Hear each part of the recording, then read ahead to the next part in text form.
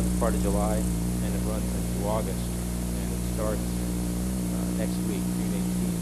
And so some of the people that are speaking tonight, if any of you are interested, you'll be able to spend a lot more time with them on one of the evenings that they're part of the professional development program, which is also called creative real estate development.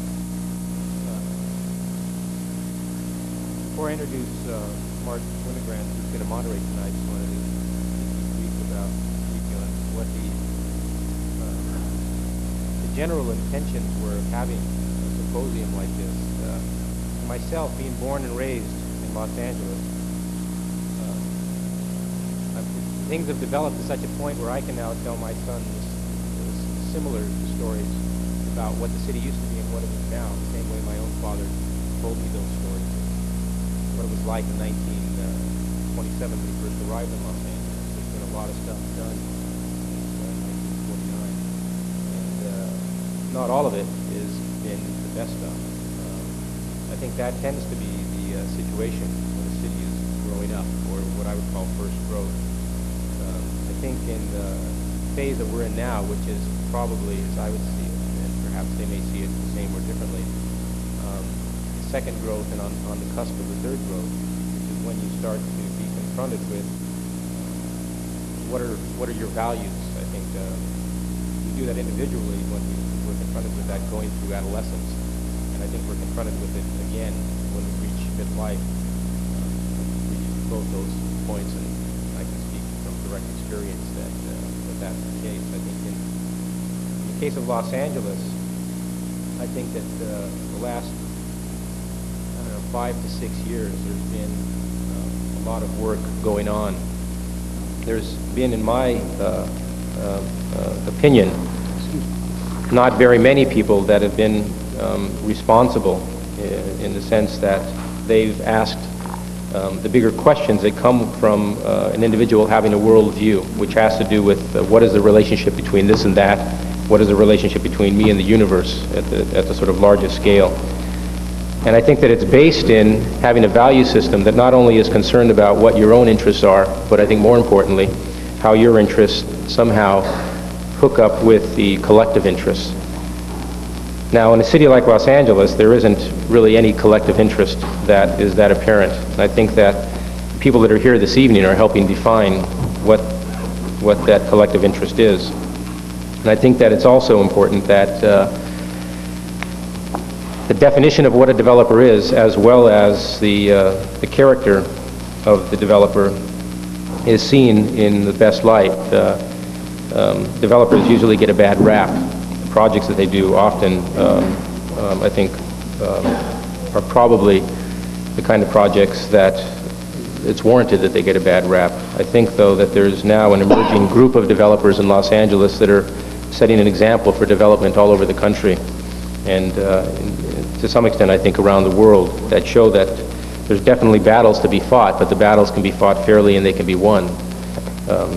One of the people that I think, whose name is cropped up quite a bit in the last 5 to 6 years, who was on the other end of development, was one of the few people, I think, working in government that some of us would say is able to discern the good guys from the bad guys.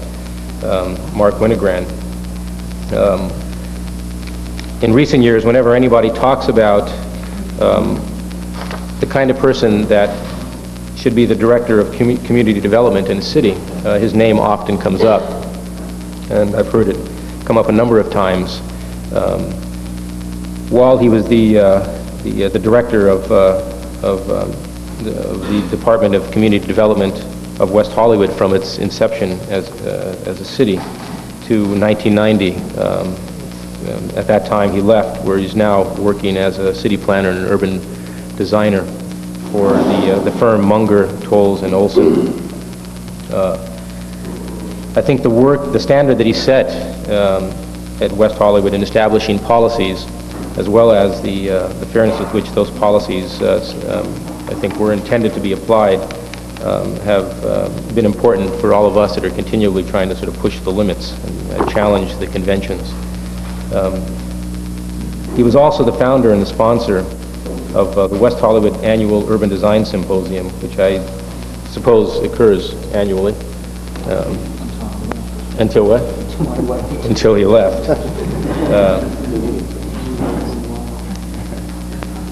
And what he's also currently, from 1990 to the present, which is, he's the director of the Los Angeles section of the American Planners Association. He'll introduce the other people that are on the panel. I'll just say that who they are as individuals and the organizations that they represent and the work that they've done, I think, is important work, and I think we're lucky to have these people working in Los Angeles at this particular time. So with that, I give you Mark Winogrand.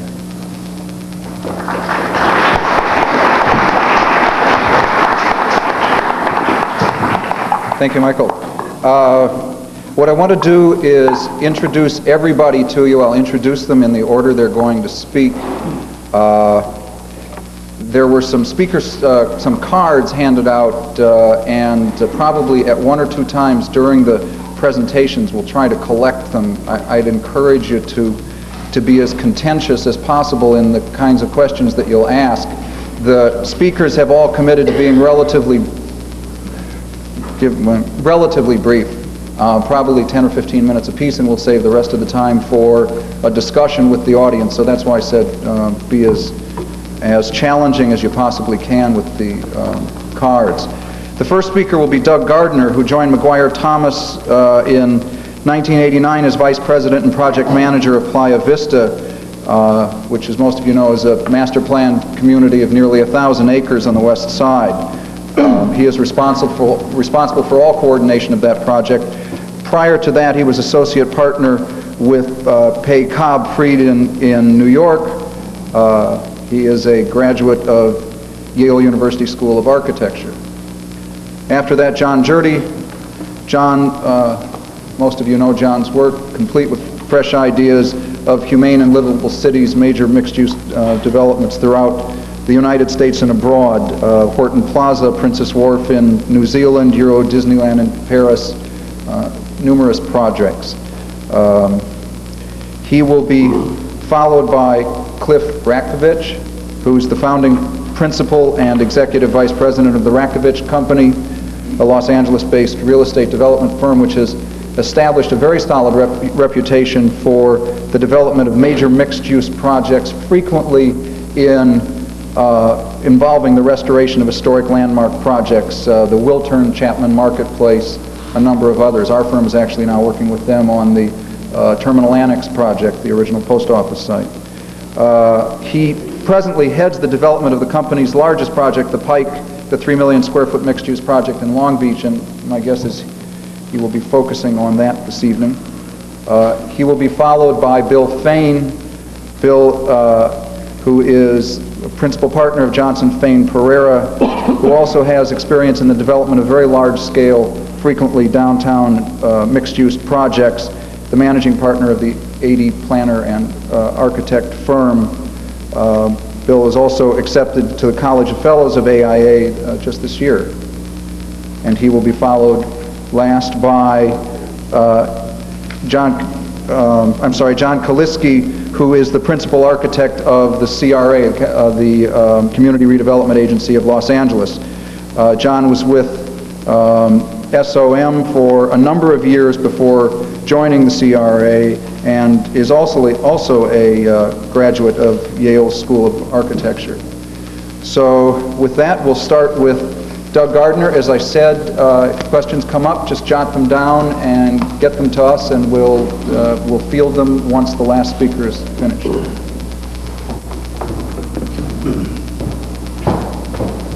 Thank you, Mark. Can you hear me? It's a pleasure to be here at the School of Architecture. After 2 years in the development business, I still like to consider myself an architect. That's kind of a struggle most of the time, but the project that I was assigned to, the Playa Vista project, I think is one that has focused my attention on many issues which bear on what I've done in the past, and it's a terrific challenge. I joined McGuire Thomas Partners 2 years ago. I had known this firm for quite a while. Some of my firm's previous work had been with the company.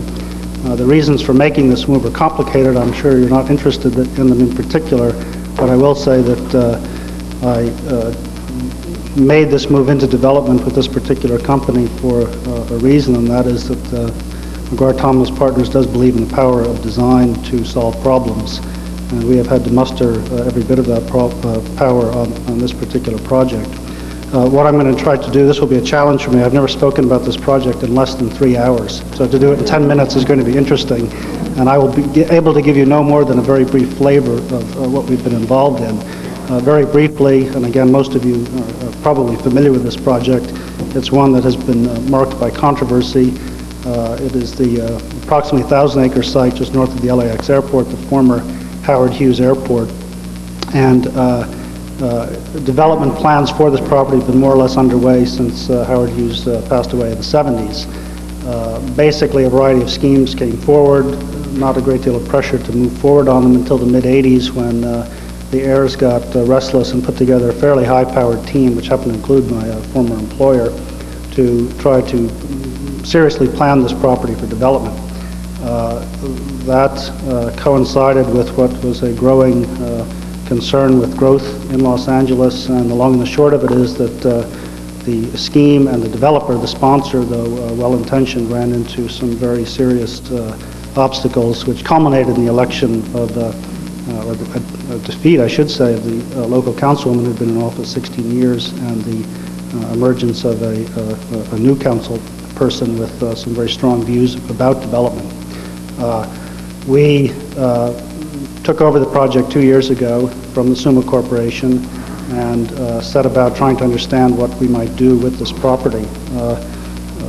Our technique, which I will not talk about tonight, except to say that it did involve a very extensive program of community dialogue. We were dealing with a very sophisticated community. They've been following the project for 15 years. These are not dumb people. They know the issues, and we decided early on we had to understand what those issues were.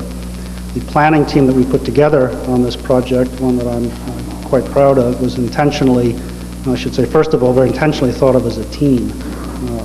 That's one key idea that maybe I would like to communicate, which is these are complicated problems, and the solutions cannot really be contained in any one head as far as I'm concerned. And our approach was to put together a group that we thought could address this with innovative design work in a public forum. The team consists of Stefanos Palazoides from Los Angeles, Buzz Udell from the firm of Moruba Udell, also in Los Angeles, Lori Olin from the firm of Hannah Olin, Andreas Stuani and Elizabeth Potter-Zyberg from the Miami-based firm, and Ricardo Legaretta.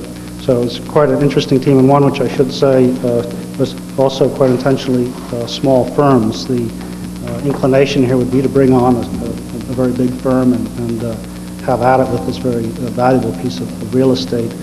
We felt that this team approach with this size of office would be more effective, and we've been very excited about our work with them.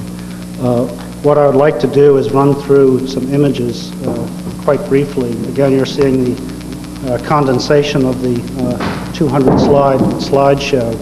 I don't think I'm going to be able to communicate a great deal about the project. A few ideas that I think will come through, not the least of which is, again, the complexity of the project and the magnitude of the issues that we face. And these are issues that I think you are all aware of, and it is my sincere hope that at this school the focus will be on dealing with these issues, because if there's one thing that I have learned here, it underscores what I said at the outset, the power of design to begin to cope with the very, very serious issues that face this region. If I could have the first slide.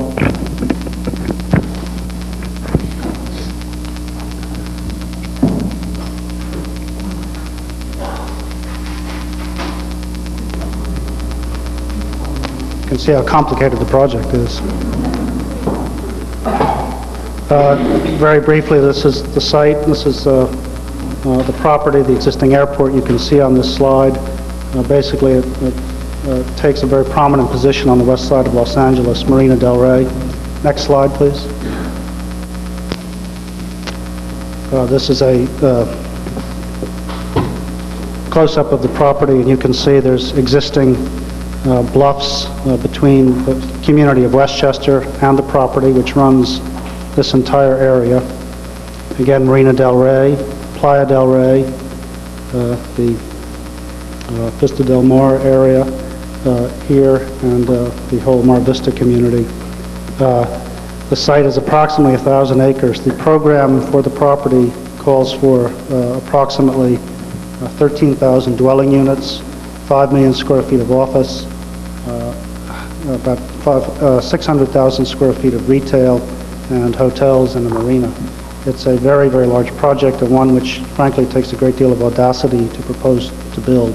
And it became clear to us that unless we did something quite novel with this project, and more importantly its potential impacts, we would never have a chance of having a project of this nature approved. Next slide, please. Again, I'm going to run through this very quickly. The property is divided into 4 quadrants. Just to give you an idea of what I do most of the day, Area A lies within County of Los Angeles jurisdiction. Areas B, C, and D are City of Los Angeles. A, B, and C are in the coastal zone. B is subject to Corps of Engineers, EPA. I think the Atomic Energy Commission is involved. It's a mosaic of incredible complexity, and a good part of our challenge is simply trying to get agencies to talk to each other to try to set agendas. Next slide, please. Very briefly again, the project is, and I'm going to do this a little backwards, so bear with me. I'm going to tell you what our plan is and then try to hit some of the more important ideas in our view. We have proposals to deal with traffic on the property. This is a slide which illustrates proposed improvements to the existing infrastructure. I don't find these particularly interesting, but this is a requirement, and we are probably going to spend on the order of $80 million to make these types of regional improvements. Next slide, please. Into that regional street system, we have imposed a local street system, a relatively simple grid pattern, which is intended to maximize the internal relationships of the various land uses within the plan. Next slide, please. Within that grid are located a series of open spaces, both regional scale, including the restoration of a very sensitive wetland, regional parks, and a series of neighborhood parks which range from 4 acres to less than 1/4 of an acre. Most of these parks, and this is a point I'll come back to very quickly, are illegal. The City of Los Angeles does not accept dedication of any park less than 3 acres. It's too difficult to unload maintenance equipment. So this is one of many things we'll be talking to the city about. Next slide, please. Within that same framework are located important sites dedicated to civic buildings, cultural buildings, institutional buildings, which help constitute the community we hope to create. Next slide, please. Within the plan, is a proposal for what we call an ecological infrastructure. Our own wastewater treatment facility, our own on-site recycling facility, our own internal transportation system, which consists of a low-emission vehicle which links all parts of the site together. Next slide, please. And finally, within the framework of all of those overlays, we have established a series of blocks with a series of rules which begin to govern the actual character of the buildings which are developed. These include land use, setbacks, building height, frontage, very basic issues that, again, govern the physical form of development. Next slide, please. A result of those overlays is this composite master plan, which suggests that the residential component is primarily beige, an office component, a level of mixed use, which is quite hard to see from this vantage point, and the public open space is overlaid on the plan. Now, that is a kind of quick and probably meaningless overview. And the remaining couple of minutes I have, I'd like to touch on what really this means to us, what we think the issues are that we are struggling with this very substantial development. Next slide, please. And first and foremost is traffic. we are not going to be approved unless we make very dramatic inroads into the traffic problem in Los Angeles. Los Angeles, due to the suburban planning approach, which has dominated the post-war development mode in Los Angeles, is being crushed by its own traffic. We are convinced that we have to make very dramatic efforts within the basic framework of land use planning to deal with the traffic issue. And those types of initiatives I will describe very briefly as we move forward. Next slide, please. This is one of Andreas's favorite slides. The issue here, in addition simply to the physical reality of traffic and the problems that related to it, environmental and whatnot, the point here is that there's rather serious social problems that we feel underlie a good deal of the dilemma that we face in development. Next slide, please. This is a slide some of you may have seen, which still, in a curious way, was one of the first things we looked at and still is quite relevant to what we're doing. A very simple diagram which suggests a collector road. On the north side of the collector road, a series of land uses in a more traditional suburban pattern. Individual buildings here, multifamily perhaps here, regional mall, school, all the ingredients of a community. The problem is that each of these uses is car dependent, and each of these car dependent uses must hit this collector road. The notion here is to propose a different structure, one in which an internal grid similar to the one I referred to earlier assembles the same land uses, but in a way that does not obligate the vehicle trip to engage the main collector road. If we've done our job properly, we will capture a great deal of internal trips to the site. If we've really done our job, we might even encourage people to take alternatives to the car, such as our internal transportation system, are actually getting out on the street and walking. Next slide, please. This project is fundamentally about land use planning. This is the diagram for the zoning that exists on the property. Again, very basic. Office here, residential here, mixed use here, which under existing zoning is a regional shopping center and that type of thing. Pretty straightforward, and again, the cause of a certain amount of the problem that we witness on a daily basis. The segregation of land uses, the dependency on the automobile. Next slide, please. Our zoning plan is quite a finer grain in which, again, mixes of uses on a block-by-block basis are organized in a way which, again, promotes, to the extent possible, a genuine mix of uses on the site. Next slide. And again, this type of approach that we feel has a very strong history in Southern California for making of pedestrian spaces and the mix of uses. Next slide.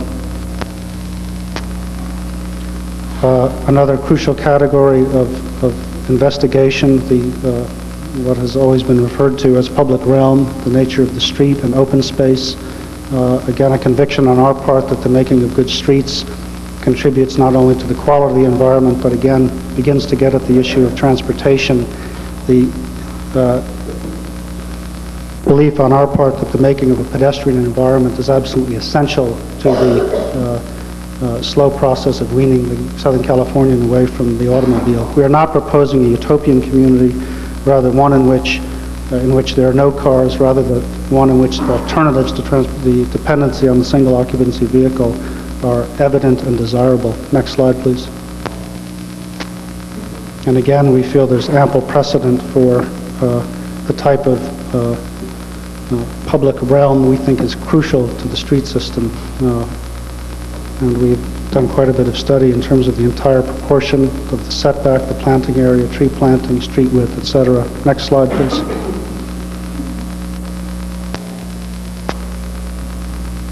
Next slide, please. Again, the nature of the public park, which in our view need not be many acres, but can in fact be intimate at the scale of the residential community. Next slide, please. Next slide. This slide is not very informative, but simply illustrates our belief that the environmental systems that I alluded to very briefly can be accommodated within our project This is an underground treatment facility outside of San Diego, in which the entire operations of the water treatment are virtually, literally out of sight and out of mind.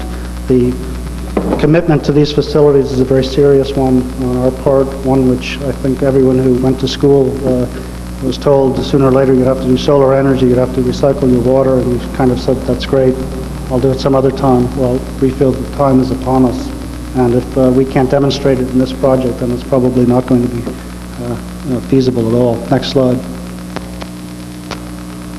And also, I mentioned the commitment to restore an extremely delicate wetland, which has been very badly degraded over the years, to enhance and actually expand this wetland, not simply as a chore or a concession to the environmentalists, but a belief on our part that the restoration of this property will enhance the value of our property. Next slide, please. And finally, very quickly, the commitment to the notion of neighborhood. This is a detail of the plan in which the basic ingredients of our system are outlined. Next slide. Next slide. Next, please. A very extensive study into the character of residential development. Of the 13,000 units of Playa Vista, there will be no single-family detached homes. This will be a rather bold experiment in multifamily housing, which we feel can be done, can compete successfully with the suburban home in Simi Valley, and can provide a superior amenity and quality of life. And again, the precedent exists in Southern California for this type of housing, and a very, very substantial portion of our work at Playa Vista will be dedicated to achieving this goal. Next slide. Next slide. Next slide. And we have begun in our own studies. Again, we don't have any buildings yet at Playa Vista. We don't have an approved project, but to contemplate how these types of structures may exist, how they may work, and how they may work within the basic urban guidelines we've established. Next slide. Next slide. Next slide. Just briefly, even within the office campus component, we have also felt that it is possible to propose an alternative to the suburban office park, which draws on the the academic campus as a prototype. Next slide. Next slide, please. And finally, as I mentioned, a commitment to the crucial aspect of the civic infrastructure, if you will, all the components that make a community, schools, synagogues, churches, fire stations, police stations, etc. That's a very quick run-through, and I'm sure not a very coherent one. I think what, if anything, might come of this quick overview is that we're proposing something here which I don't think has a great deal of precedent at this scale, but the elements of which we believe exist in Southern California and can be made coherent. If we are not successful, and I should tell you that this is a project in a very agonizing approvals process. We're in the middle of a very monstrous EIR, which sets forth the impacts of this project and how we propose to deal with those impacts. So you're seeing sketches for a reason. There's nothing there but an empty piece of property at this point. In any case, it's a fascinating adventure, and one in which I hope that there are lessons not only for ourselves, for McGuire Thomas Partners, but possibly for Los Angeles in dealing with some of these very basic issues that affect the quality of life at the basin. Thank you.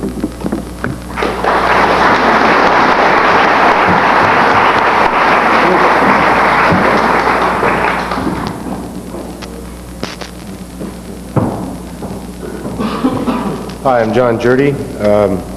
I'm actually like these guys, except I don't have a tie. We moved to Venice, and that explains everything. We are architects and essentially have never worked for anything but developers, and so our firm's history has been the history of trying to wrestle with the development community in every form that you can imagine. The history of architecture is not the history of the built landscape. It's you look around us, most of what's around us wasn't done by architects, or at least their input didn't have anything to do with what got built. And all the miles of Los Angeles we drive, very little of it had to do with architecture or any of the issues of architecture. It's really the history of development. And someone noted that developers have got a bad name.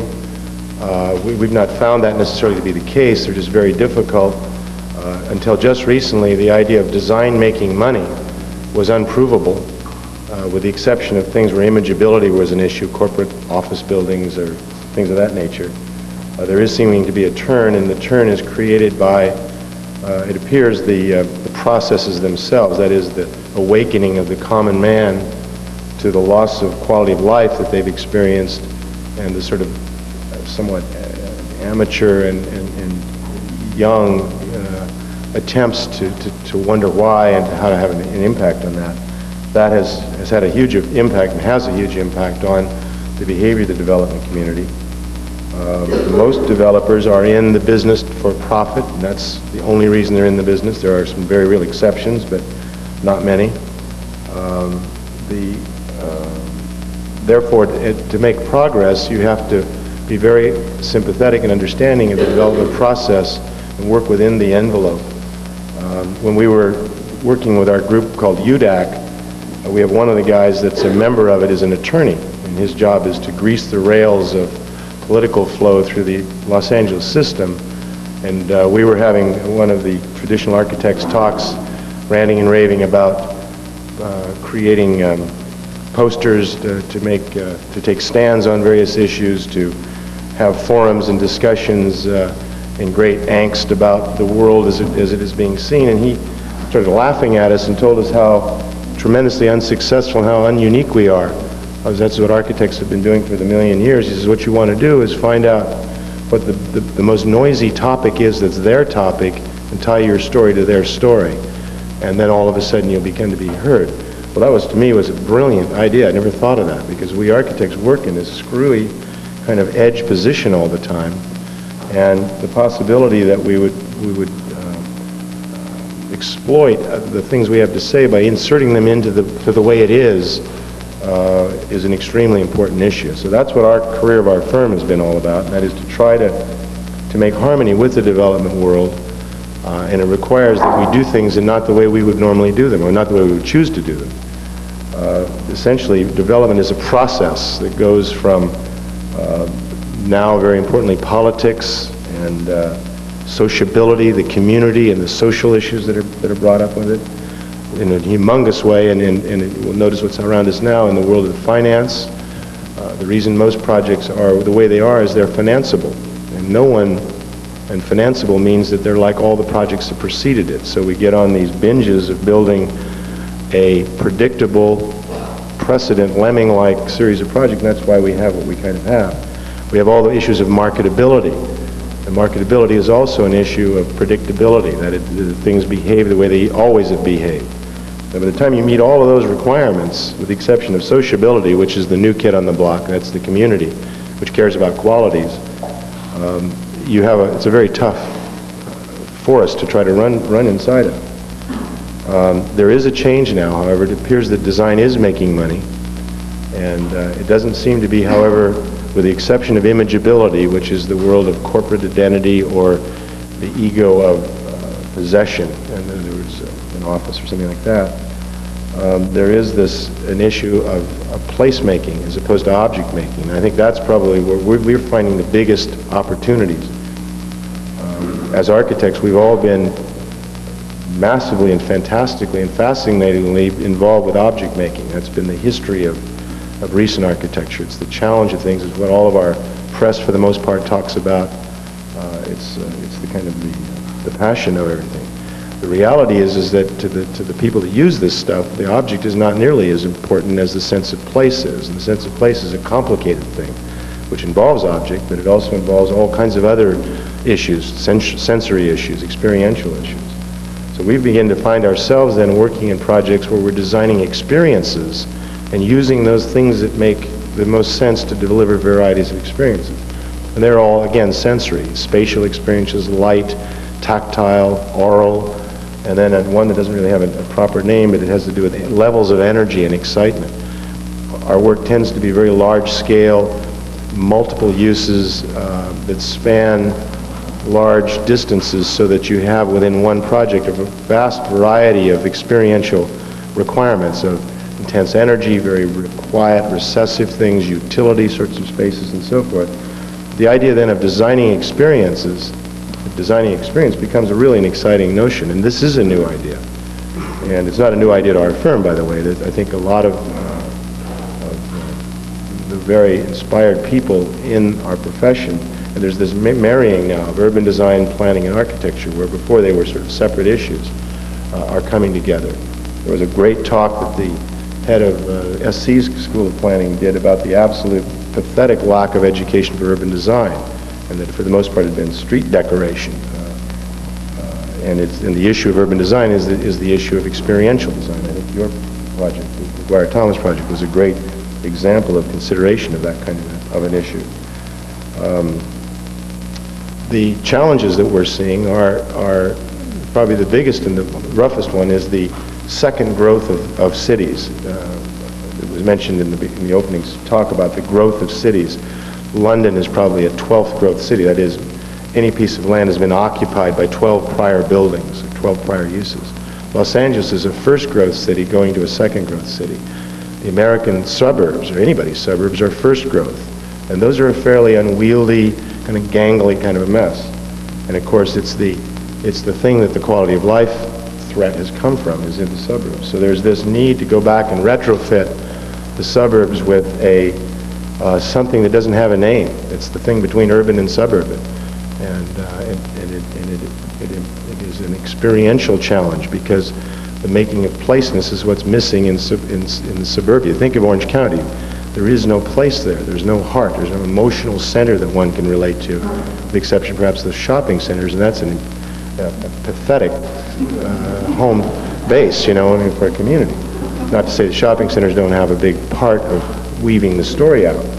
The second thing is existing urban retrofit. These are the going back into, in many cases for us, abandoned parts of the city, waterfronts, railroad yards, slums, and then reconfiguring a whole new thing that both fires up its own self and also stimulates everything around it in the making of a revitalized city, which of course is one of the great challenges. And then the third one is the more conventional thing of making new things. The developers are not bad guys at all, but they really need to be told, to be helped by, not told what to do because they wouldn't listen. They need to be helped. It's a team effort. And there are some that are never going to listen, and there are some that are never going to be part of a team. They're running on a development formula that is unchangeable, and that's the way it is. There are others for whom they're realizing this idea of design making money, which is the only measure they, for the most part, they have, and that makes sense. That's the business they're in. They're in a business for profit kind of an issue. So it would take the whole evening, I think, to talk about an anatomy of the developer and what it all means and how you go about it, but we've been having some success over the years. It was very hard to do. We built 90 million square feet in a 15-year career, and most of it's not worth talking about. But some of it is, and some of it's beginning to make it. It's very hard, and essentially what that history for us was an education of learning how to talk to developers, and learning how to, and to quit talking like architects, but not to learn how to talk like a developer, to talk like a developer's buddy. That's the thing. So I make this brief. I just got back from Hong Kong a few hours ago. I'm about to fall over. They appreciate them reordering the speaking thing. So I'll give you an example of some of the stuff we're doing. So if you give me the first set of slides. This is most of our work right now, given the economy, and very excitingly so is in Asia. There are two projectors, supposedly. So I guess they're getting the other one going. Much of it in Japan. We have about 18 projects in Japan right now, and they are for a different kind of a developer. These are essentially large consortiums of insurance companies, steel companies, Mitsubishi, Sumitomo, Haseko, companies like that are very complicated partnership structures, very unusual way of doing architectural business, but very exciting people, because they did what we did some years ago, and that is to come in and start building a city from scratch in a hurry And they've, if any of you visited some of the Japanese cities, they're extremely raw. They are tough organizations. They look like business transactions instead of urban design. There are exciting places within the cities, very great places. And finally, they're the culture that probably knew more about place-making and experience-making than any culture in the history of man. This is a project for Mitsubishi. The best way to describe it would be a university of leisure. Leisure time to the Japanese common people is a relatively new idea. They've never had leisure time. They've never had the money to do anything with it if they did have it. So this is a place where you can come and find out all the kinds of things you can do with leisure time. Photography, boating, rock rappelling, skiing, traveling, hobbies, and it's organized in a sort of a name of the roads library kind of way, a labyrinth of trails that allows you to move through, finding all the interrelated subjects that fit your interest theme. It's a cube of stone that metaphorically ends up being air at the top. It's a spherical interior space with a great oculus. It's an outdoor space formed of 4 buildings that come together. And then it has 2 parts of the sphere, the terra part, the earth part, which is a landscape experience, and the top is a celestial kind of thing that works with electronics. This was a competition. It's in the new city of Makuhari, which is one of the many new projects in Japan are government-driven, very century city scale and larger complexes on land that used to do something else, mainly industrial or docklands and that kind of a thing. Next slide. Next, please. This is in the city of Fukuoka, which is in Kyushu, which is almost the island next to the volcano island that's exploding. This is an old textile factory site. It's a very elaborate mixed-use project involving a symphony hall, offices, hotel, marriage hall, wedding chapel, cultural district and galleries, shopping, children's entertainment and educational areas, a canal which is an extension of the river. This is a model just sort of looking down at it. It's much more evolved in these drawings, but it gives you a sense of it. Now in this case, placemaking is what it's all about. This isn't about the individual buildings at all. It has to do with what it feels like to be in the place. The first project that we made any noise with was Horton Plaza in San Diego, which is a very primitive project. But it did prove the point when it was presented to the ULI for the first time by the developer. He says, I'm about to present the world's least needed project. I needed a trade area of 500,000 people. I have 5,000 of them. Half of them are addicts, the other half are fish. No department stores ever returned to a downtown in the history of American cities, and all kinds of other things. And he says, I'll now present it, and it's the second highest performing project of our career. It was a big gamble on his part. I quit architecture and was brought back in to practice architecture by him to try the gamble. And that was to make a place that it was a very high experience because the people never found the downtown. And it's had a tremendous effect in the growth of the downtown and the economic stimulation of the downtown. It itself is just a pathetic shopping center. But it's the placeness that made the difference. It's just not another one of those same old products. Yet it really is. I mean, its underlying innards are the ordinary thing, just sort of re-envisioned in a different way. This is what this is all about. This is the opening up of a new district of a city. This project really is not a project, it's a district of a city concept. And it has to do with contrasting the Japanese urban placeness, which is essentially 10 years and 20 years old, with another one, and that's what this is. Next. Next slide. This is one of the suburban retrofits. This is a shopping center that's down in Orange County called Fashion Island, and the upper left-hand slide is the way it was. It was a very presentable 60s version of an open shopping center with a lot of problems. It had lost all of its play because of a big, much larger and much more powerful center that was built 5 miles away on the freeway called South Coast Plaza. The entire ranch was bought by a guy named Don Bren, and he called us up to see what we could do about his project. And we looked at it and said, there's 2 clear choices. You either tear it down and get out of the shopping center business, or get out of the shopping center business and try to make a place. And to make some kind of a beginnings of a community that would center the Irvine Ranch, hopefully, if not even a larger area of Orange County. So what it amounted to is going into the existing spaces and in fact, just interstitially fitting a new layer into the project that creates a main street and side streets and districts of particular use, entertainment, eggheads, teenagers, got rocks, all the sort of worlds of a village are addressed in the basic planning of it, which has to do with this sort of design of experiential levels of intensity. And then it was all draped in the vernacular style of Irvine, which is Irvine white and Hispanic revival. And there, so be it.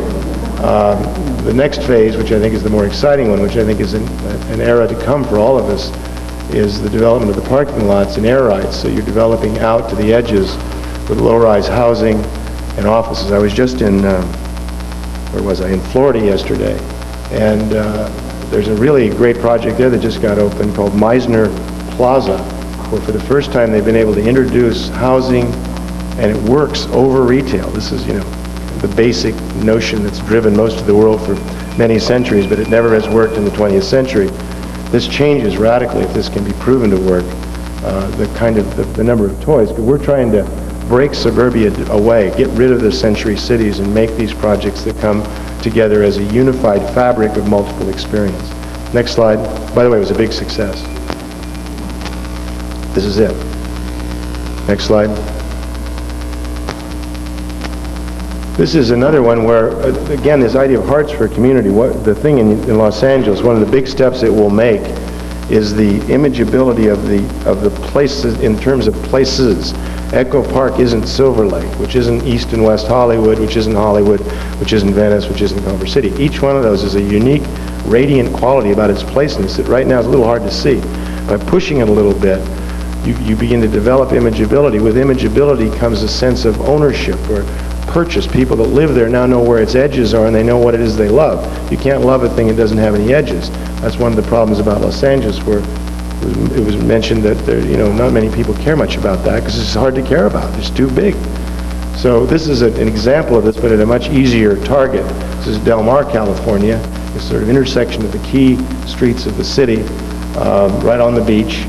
And the object was to take out the old grocery store and drugstore and then reconfigure it with in effect the town center, and because Del Mar is on a hill, the idea was to take the hill away and then put the hill back again. This is a just after construction picture. It's the best one we have that gives you the sense of it. It's a series of winding trails that get you from the street up into the air via different districts, the market and food district, sort of fashion and games and children, and then up to food, and then the community plaza at the top. And it too has been a very incredible success. And it's probably the first example of what we're now doing a whole slug over, these things called town centers, which are these emotional hearts for suburban communities. We're doing one in Robina, which is in the Gold Coast of Australia. There's two in Japan, one in Florida, and one in San Diego. And I'll show you two of those tonight. Next slide. This is one of these once-in-a-lifetime projects, and every architect in the room has worked on it. It's the MCA property up at Universal Studios. It's a fantastic piece of land, and our role was to come in and create a vision, an urban concept, not a master plan, but rather a what-if issue for fairly large-scale development that involves engaging the existing tour, Cineplex Odeon, amphitheater, some parking garages and so forth, and then you fill it all in. And that's what the thing on the left is, which is a very elaborately conceived tapestry of different places, hotel districts, conference districts, all kinds of other things, housing, offices and whatnot, and then eventually runs into a project that is under construction right now, which is the center spline that you see running kind of across the street. Did we lose a projector? Okay, that's no problem. Next slide. That's one half of the project that we're doing. This is Main Street, which is this in that same idea of imageability of placeness. This is a corporate town.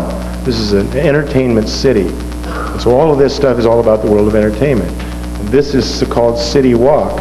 and it's a kind of where the big place you can go and digest every form of entertainment. Radio, movies, live performance, all this kind of thing. So it's a street about as long as any Beverly Hills street, let's say from Wilshire to Little Santa Monica. And there we go. That's the other half of it. And it's under construction right now. It was a very interesting study in the kind of language of Los Angeles, because we went around and really surveyed the great but never talked about buildings of Los Angeles, the really anonymous stuff, and found out what it was all about, and found out that Los Angeles really is all about the layering of things on that anonymous thing. So this is a project about layering, and you're looking at 2 of the layers, 2 are missing. So it's a building with then things put on the surface of the building, and then things bolted on the surface of that building, and then things attached to the building. And this is just one of the early sort of color study diagrams, and it started construction about a week ago. Next slide. 300,000 feet. This is a really exciting one in San Francisco. It's Yerba Buena Gardens, which has been a very contentious project since 1981. All the architects that aren't in the room have worked on this one. It's a fabulous project in regard to the location. It's a full San Francisco city block sitting on top of the Moscone Convention Center expanded and the Marriott Hotel ballrooms. It has a Polshek theater on the slide. Let's see, let's take the slide on the right. The lower left is Polchak. Just in the center is Bota, the new San Francisco Art Museum. And the right is Maki. And then where that little sort of round thing is up on the mid left is a Jergala water feature. And then we're everything that's sort of brown and green. And the object here it's a culture park. And this deals with populist culture. And what we've done is built the park to roll up on itself, and then with a trail system that wanders up the park, and then along this trail you find 300,000 feet of restaurants and galleries and shops and whatnot. This is going through an awesome political process that it's where it is at this moment. And with the political procedures in San Francisco, it's a wonder anything gets developed up there. It's an amazing city, but this project's been accepted, and it's a very interesting way of going about a non-building solution to a building problem. Next slide. Oh, what's that? I'm way over. Next slide. A new town in Japan, Notori. Next slide. This is a whole new community in Orlando. Next slide. Next. This is Tomakomai, a city for 400,000 people in Hokkaido on the coast. Next. I think that's it. The new Rinku town, which is the city that is tethered by the new offshore airport in Osaka Bay. Thank you.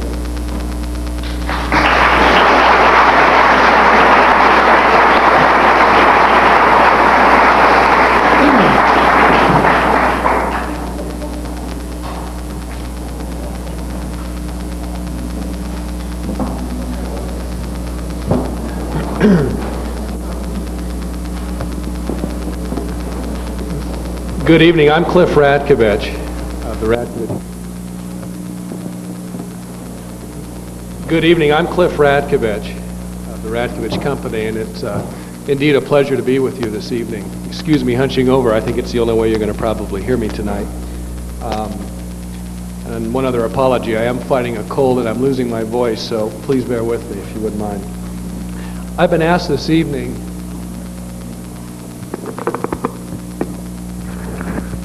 that's even better. Great. Thank you. I've been asked this evening to share with you our Pike project in downtown Long Beach, and particularly focus on our perspective as a developer and how we went about the development process in that project, and also to talk about the architectural approach. And before I do, I think I might set the stage with one comment about the role of developer today, since that seems to be a topic of some interest this evening. And to use the Pike as an example of how I think the role of a developer today needs to function in order to create successful projects. And that is to say that the developer of yesterday was real good at producing things, real good at producing products.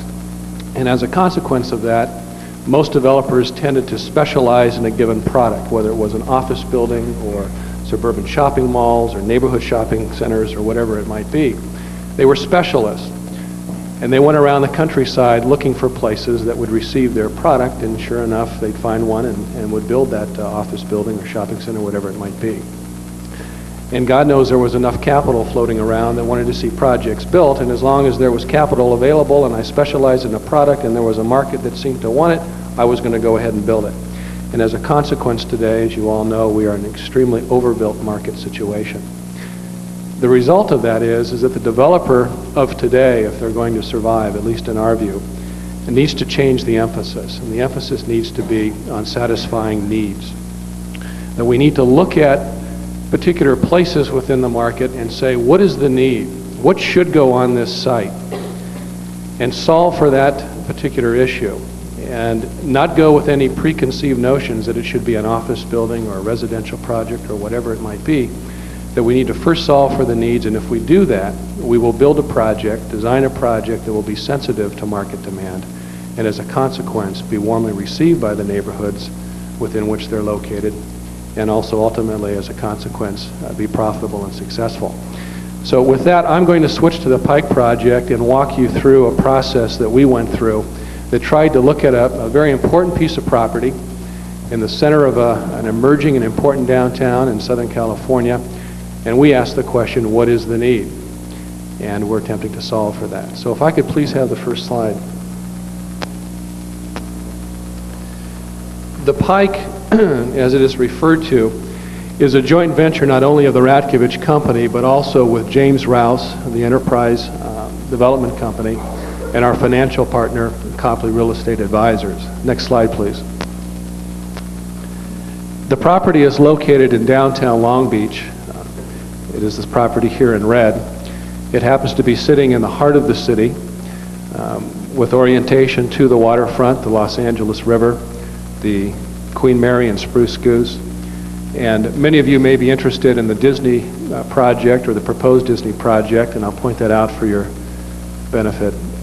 They have under control this property right here, as well as this project here, this property on the waterfront, and then all of this waterfront, including the Queen Mary and the Spruce Goose, and the water rights to about 150 acres of water.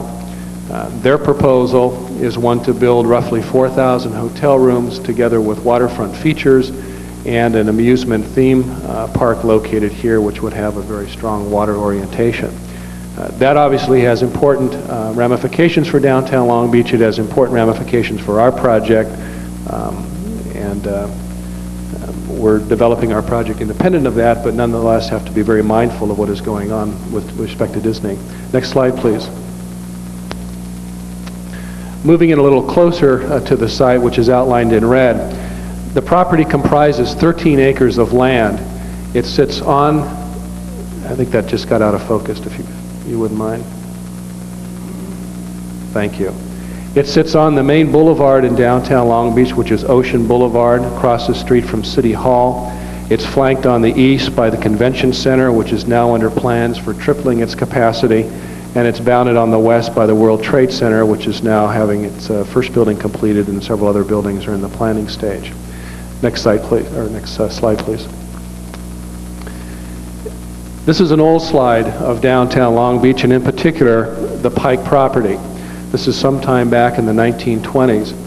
And I show this slide to demonstrate the rich history that not only downtown Long Beach had, but this site in particular, known then as the Pike.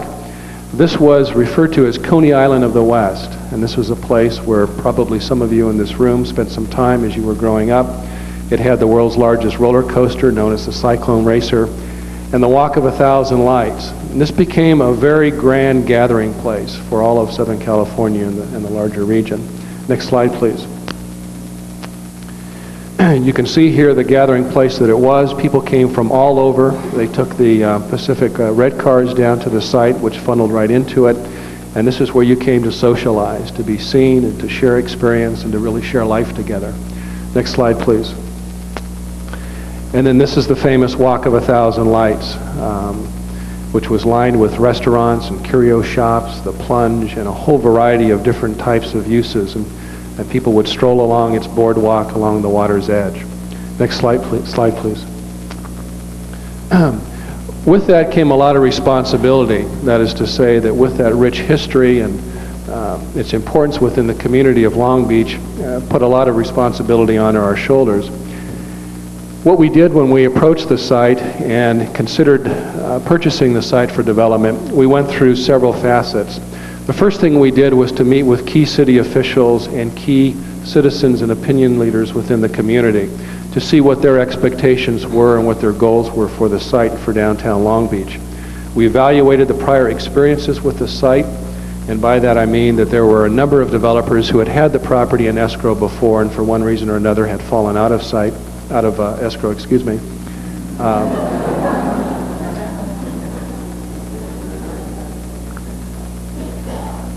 We stepped up to the plate and said that we would bring private capital, we would buy the property, contingent only on title and toxics, no financing contingency.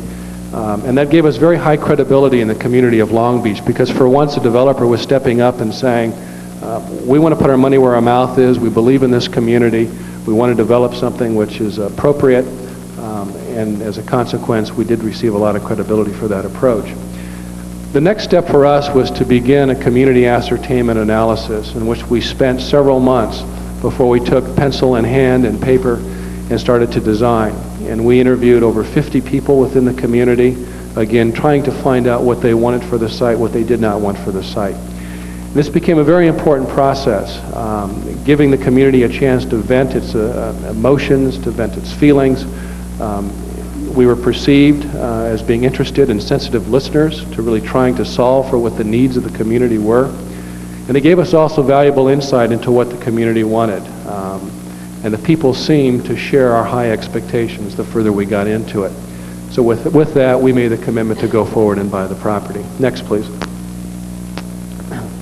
Our next step was to convene a brainstorming session. And again, this is before putting pencil in hand and beginning to design.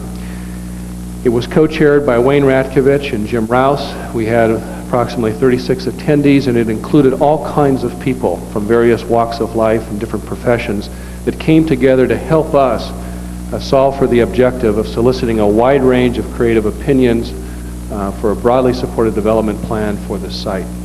Next slide, please. Various demographers. You can see Jon Jerde there, who played a very important leadership role in this brainstorming session and our early planning work for the property. Richard Weinstein, the Dean of Graduate School of Architecture at UCLA. Next slide. We presented various concepts for the property, various alternatives, thoughts and ideas, and kicked them around. Next, please. And development experience was brought to bear in terms of what would be feasible, what's doable, can we build it, can we be profitable. Next, please. The result of that effort was that after giving input into the group, informing them about the city and the site, what was possible, what constraints existed, we presented 6 straw plans for consideration, and these ranged on the one side from a Rockefeller Center type of development to a medieval city. After 2 days, the output that we received from the group was virtually unanimous, that the project should be mixed in its use, it should be very urban in its character, it should have a maximum amount of density, and it was deemed that about 3 million square feet would be appropriate if we could solve for that amount of square footage. Next, please. That then led to the formation of a mission statement, which embodied the entire development. And our mission for the development effort was to produce a large-scale, water-oriented urban environment which joins with, influences, and contributes powerfully to a larger effort that was then in progress to elevate Long Beach to a city of world-class stature, and to do so such that the resulting project would constitute an economically beneficial resource for the city and, of course, a profitable venture for us. Next, please. The next step for us was then to decide on who the master architect, the master urban designer would be for the project. And after interviewing a variety of architects and urban planners, we settled on Stan Ekstedt, a principal in the firm of Aaron Krantz Ekstedt Architects from New York City, Next, please. We were largely influenced by the amount of work which Stan had done in shaping the urban environment in cities all over the world, in America, and particularly urban environments on the waterfront. Next, please. Which included, in collaboration with Alexander Cooper's, the urban design for Battery Park City and Lower Manhattan. Next, please. The next step, or really the first step in the urban design process, was to understand the site as much as we could understand about it. We went into what is called the analysis phase. And this is a series of 9 different vignettes, and I must tell you there were probably 40 or 50 that we actually developed in looking at the site and the surroundings and saying, what was there, what can we learn about the area? And I'll just go through a couple of these very briefly. Here, for example, we observed that there were really 2 cities at work in Long Beach. There was an older, more traditional city to the north with a traditional grid pattern, and to the south, where landfill had occurred, there was a much more suburban character to the city. There was an old historic bluff, which was the point at which the sea used to touch the edge of the city, which had then been filled in with landfill. We looked at different districts that existed surrounding the site, and there was a more low-rise, softer community to the east. There was a civic community across the street with City Hall, and as we ventured to the west, there was a much stronger, higher density corporate environment. We also observed that there was a grade change in the property, that Ocean Boulevard was some 20 feet above Seaside Way, which presented challenges as well as opportunities, particularly as it related for parking. And of course, looking at the infrastructure that was already in place with respect to traffic, ways to get in, ways to get out of the site. Next, please. After having thoroughly analyzed the property, we then ventured into the principal stage. And this was establishing certain design principles that would be compatible with the overall development principles that we had established. And we came up again with a whole number, and this is only an example of the number that we did come up with, but we said, for example, that we should respect the character of Ocean Boulevard as the grand street and seek ways in which we can pull that grand address into the body of the property. We said that we wanted to respect the 3 districts that existed. We wanted to look at the old Walk of 1,000 Lights and how it was a link throughout the property, and if there might be a way that we could come back and create a new modern-day version of the Walk of 1,000 Lights and let that be the pedestrian link from one end to the other. We said that development should begin at the east end and be more low-rise in character, and as it extended to the west, it should gain in intensity.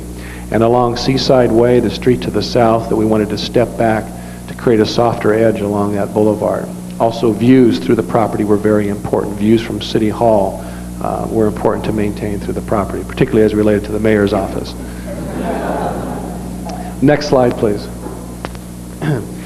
The thing that was of most importance, and the next step that we took, and really Stan Exted took, in beginning to take pencil to paper, was to lay out the public spaces, the places where people would come together and experience life and experience this project, hopefully in a modern day context to the way that life was experienced at the old Pike. And so with this, before any buildings were designed, the public spaces were put into motion, and we recreated the Walk of 1,000 Lights in a modern context, creating grand squares and public plazas and courtyards extending throughout the site. Next, please. This is a vision of the modern-day Walk of 1,000 Lights, to be lined with shops and entertainment, places where people can stroll and experience the smallness of space, the tangibleness of space. Next, please. After having done that, we then put buildings in motion. And as you'll see in a moment, the entitlements that we received, which were 3 million square feet, gave us a lot of flexibility, that we were not locked into each particular building being a particular use, and that was very beneficial and important to us. And we said that it was really less important as to what the use was within buildings as it was the public spaces. But nonetheless, we then took the initiative to design the buildings. You can see the darker buildings represent higher density than the lighter shade buildings. Next, please. Respecting the principle I mentioned earlier, we began at the east end with lower density and intensified the height and bulk of the project as we move to the west. Next, please. And we took advantage of the change in elevation as it related to parking, with Ocean Boulevard being at a higher elevation, Seaside Way at a lower. We had the benefit of, in effect, creating below grade, above grade parking. Next, please. You put that all together, and the master plan was created, some 3 million square feet. Next, please.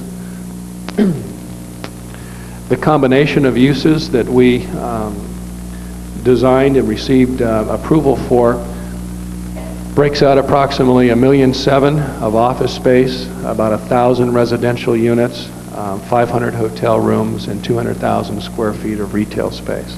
Next, please. The result, having gone through that urban design process and presenting it to the governing bodies, was fairly impressive. From the redevelopment agency to city council all the way to the coastal commission, we virtually received unanimous approval for what is the largest project in the history of the city of Long Beach, and only the second time in history that the coastal commission has voted unanimously on a project.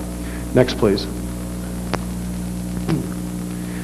With those entitlements in place, we then set our sights on the first phase, and we decided that we would begin at the eastern end of the project, the lower density part of the project, and work our way through a series of 4 phases to the west. Next, please. This is our current conceptual plan for the first phase, Ocean Boulevard. It is predominantly residential in character, and again, that is solving for the current needs of the marketplace. You don't have to be a developer to recognize that most markets today, and certainly downtown Long Beach, does not need another square foot of office space or another hotel room. And so what we have done is to design an urban form, a residential community with 3 different buildings: a mid-rise building, a high-rise building, and lower-rise structures. Next, please. You can see here better the 3 building types. This particular building of approximately 12 stories was designed by Stan Eckstedt. The tower of 25 stories was designed by Richard Weinstein. And the Seaside Village, which is a series of 1-, 2-, and 3-story townhomes intended to feel much like a Mediterranean hill town, was designed by Moore, Rubel, and Udell. All oriented around a central plaza, which links up to the beginning of the Walk of 1,000 Lights, the pedestrian spine through the project, as well as a separation between this existing building and the development of what we've called Artist Row. Next, please. You can see here better the public spaces and how the buildings orient themselves around them. The mixture of uses that is contained within the project includes a ground floor of retail, a second floor of loft space, which has flexibility to be either office or residential, and then the residential component of approximately 400 units. Next, please.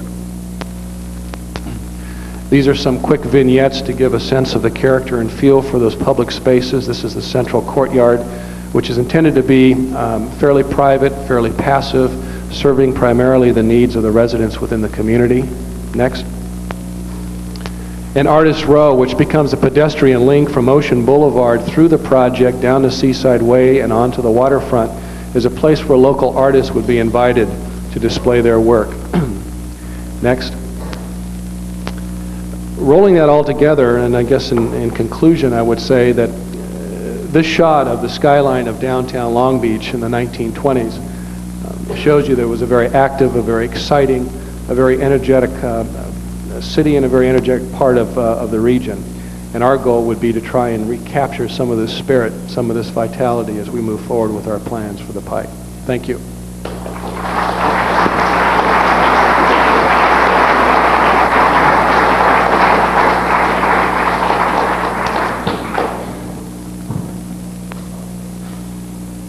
Stay within the time limit, but we're really quite impressed with the turnout today. Sort of wondering what the score is, however. Obviously, they're probably losing. I've elected actually to talk about 3 projects our office has done over the last several years, and really concentrate on actually in the prospectus they talked about sort of the creative aspects of the projects.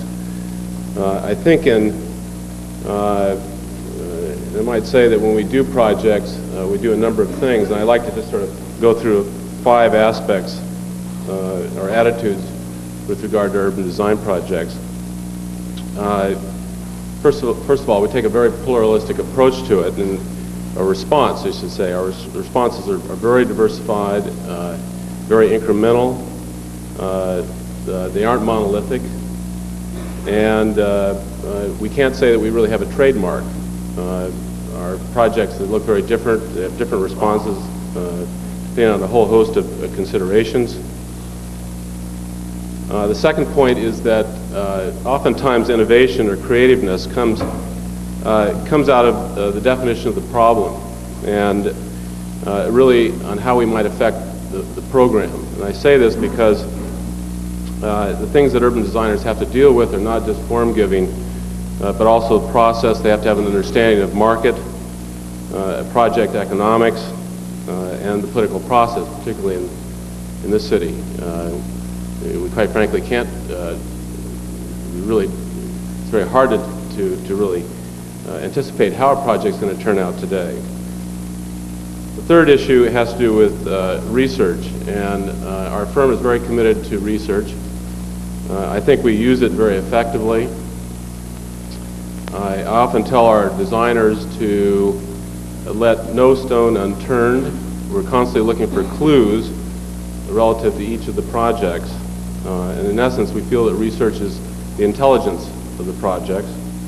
We draw referencing from art, history, and particularly other cultural resources. The fourth thing is the issue of process. And it's interesting hearing Doug and Cliff because we really don't feel that there's a private client any longer in Los Angeles. In essence, a project is it's just not the way it used to be. Private clients are not private clients. We're designing with multi-headed clients. The public is a very, very definite determinant of how our projects turn out, and we have to consider that.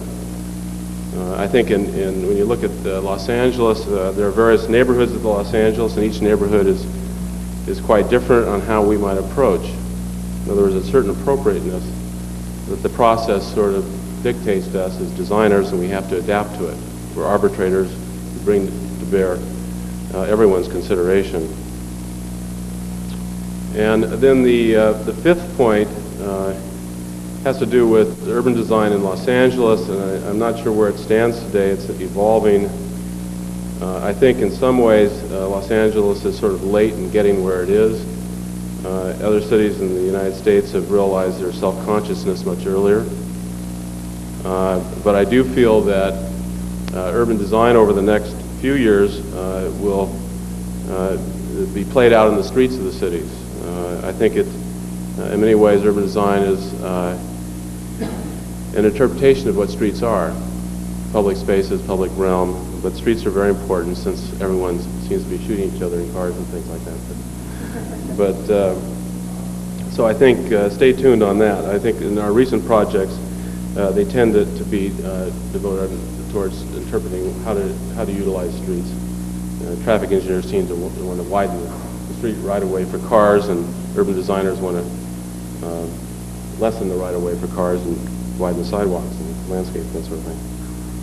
So I'd like to actually bring you through 3 projects very quickly, and like Doug, it was very difficult because I think usually it takes a long time to describe an urban design project. There's the methodology and everything involved. And Scott Johnson, my partner, always likes the sort of very clear photograph that tells a story in one picture. But I tend to take a lot of pictures, so I've tried to distill it down to something very short, however. Let's see. All right. Actually, the projects, there's one in Los Angeles, LA Center, and the other 2 are projects in other places. One in Hawaii, which was done some time ago, a couple of years ago, and then a project in the Coachella Valley near Palm Springs, and then the LA Center. So let's begin with the slides, please.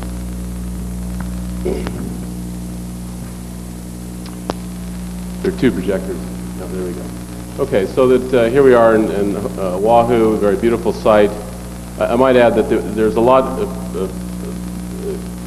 many considerations in each of these projects, and I've tried to hit some of the things that I was particularly interested in when we evolved them. The project is the Eva Plain, which is a 6,000-acre plain west of Honolulu. It's intended as the expansion, second city expansion area for Honolulu. It's a very beautiful beach location, inland location, plantation. Next slide. Next slide. When you go to the islands, you have a fixed idea. You know, in the 60s through the 80s, there's a tremendous amount of development having to do with resort and secondary homes, a visitor environment. It's a Waikiki, it's the high-rise sort of thing, and you know, it was imported. And when we began to plan the second city, we began to think about what are the qualities of the place that might be quite different. Next slides. So we sent Catherine Rennie, I don't know if you know Catherine, she was our research director, to the Bishop Museum for 3 weeks, and she literally went through all the files, dug out photographs. This is the site on the left, and then developed this map on the right, which shows all the archaeological, historic, and mythological sites. Which is, found out that the first human set foot on Eva Beach was sometime around the 10th century. There's a center place called Kapolei, which is in the center. It's number 1. It's an old heiau, and it's also which is a religious shrine. It's an old cinder cone of volcano, and it's in the early times when the little village around Pearl Harbor, which is off the very right there, you can see a little bit of it on the edge of the slide. In the early times, as the sun set over West Beach on the left, as the sun was at a certain angle, they planted, and as it was on another angle, they harvested the crops. All of this it was sort of began to fit into the process and began to mean something to us. Next slides, please. And we also looked at old maps of Honolulu, since it's the only major city in the islands, and how it evolved. And one of the things we found were these loku sites, which are the green dots. And what were lokus? No one could remember. It was 1810. And we discovered that that they were places where the Hollies and the Hawaiians would gather, not trusting each other, or at least the Hollies not trusting the Hawaiians, and they would partake and drink and music and singing. And strangely enough, in downtown Honolulu, there's a couple of spots on Friday afternoon where they give free beer and they dance and that sort of thing today. In fact, one of them is very close to the Loku site there on the left. Next slides, please. So as we began to develop the plan, we began to look at the fabric and how you begin to organize neighborhoods and places, and we decided that the series of lokus, or small parks or gathering places, should be the center of each of the neighborhoods, and that as a major central park, that we should recapture this volcano, which was the old marker for the changing of the seasons and planting. So that's the major park in the center, and then the small loku parks. The plan on the right is it begins to show some of the massing and the idea of really the grid, and the streets are oriented towards natural features, cinder cones and the hillside, the mountains, and the next slide, please. And we looked at we were fascinated because as we developed the plan, we realized that there was some very beautiful buildings in downtown Honolulu, and there's also in Allerton Gardens, which is the right, and this is Alexander Baldwin building. There was this introduction of classical architecture, or a certain formal architecture against a very informal landscape, began to develop a very interesting sort of dichotomy. And so we incorporated this in the plan so that we like the scale of the buildings, the 3-story buildings, instead of the towers in the background you can see here. So as we began to develop the urban design of the character of the 3-dimension, next slides please, begin to capture some of the historical aspects, but also the scale, the arcades. It's a very hot part of the island. I think we get about 12 inches of rain here a year, and the sun's very intense, so the idea of arcades and the style of architecture is very low and very much part of the tradition of the island. The next project has to do with the Coachella Valley. You could slides, please. And this is this has to do with the desert, and it's interesting. Each landscape has its own sort of derivative, but the slide on the left begins to tell you something about the way the desert's been interpreted in the last few years. It kind of talks about sort of what the desert was, or been eaten up by bulldozers and things. But then this interpretation of the oasis on the right, and then the far right slide shows the signage situations, the strip development, and that sort of thing. And our job here was to take a 3.5 mile street, 111 in Indian Wells, between Palm Desert and La Quinta. And I might say that it's an illustration of where, if the program is affected, you as a designer have some opportunities to do something really interesting. The city council, this is the city where they're our client in this case, the city literally took the position that they would not allow that kind of development on the right. They were not interested in seeing strip development like you see through all the desert towns, and elected to have a very beautiful parkway approach. So it brought to mind the questions of what is the desert and how you might reincorporate the desert into the theme of the street. Next slides, please. And as we began to look at the history of the place, we use historical referencing quite a bit, is that Indian Wells was at one time a very prosperous location for date groves. And there happens to be, this model on the right there is the entrance from Palm Desert, 3.5 miles through, and then at the very far end, the Santa Rosa Mountains come down, and the road goes through a section of it into La Quinta. But the lower area was the entrance into Indian Wells from Palm Desert, and there's a major palm grove right there. So we elected to actually pull the palm grove across the street, and so as you drive down the boulevard, you'll drive through a palm grove, date palms. So one of the ideas had to do with the flooding of the area, not flooding the street necessarily, but maybe at times. Then next slide, please. And actually, through the research, we discovered the original Indian Well, which is at the eastern edge of the town. Again, then the idea of the drought-resistant landscape as opposed to the oasis type. We found that in our scheme that we combined both of them. Next slide, please.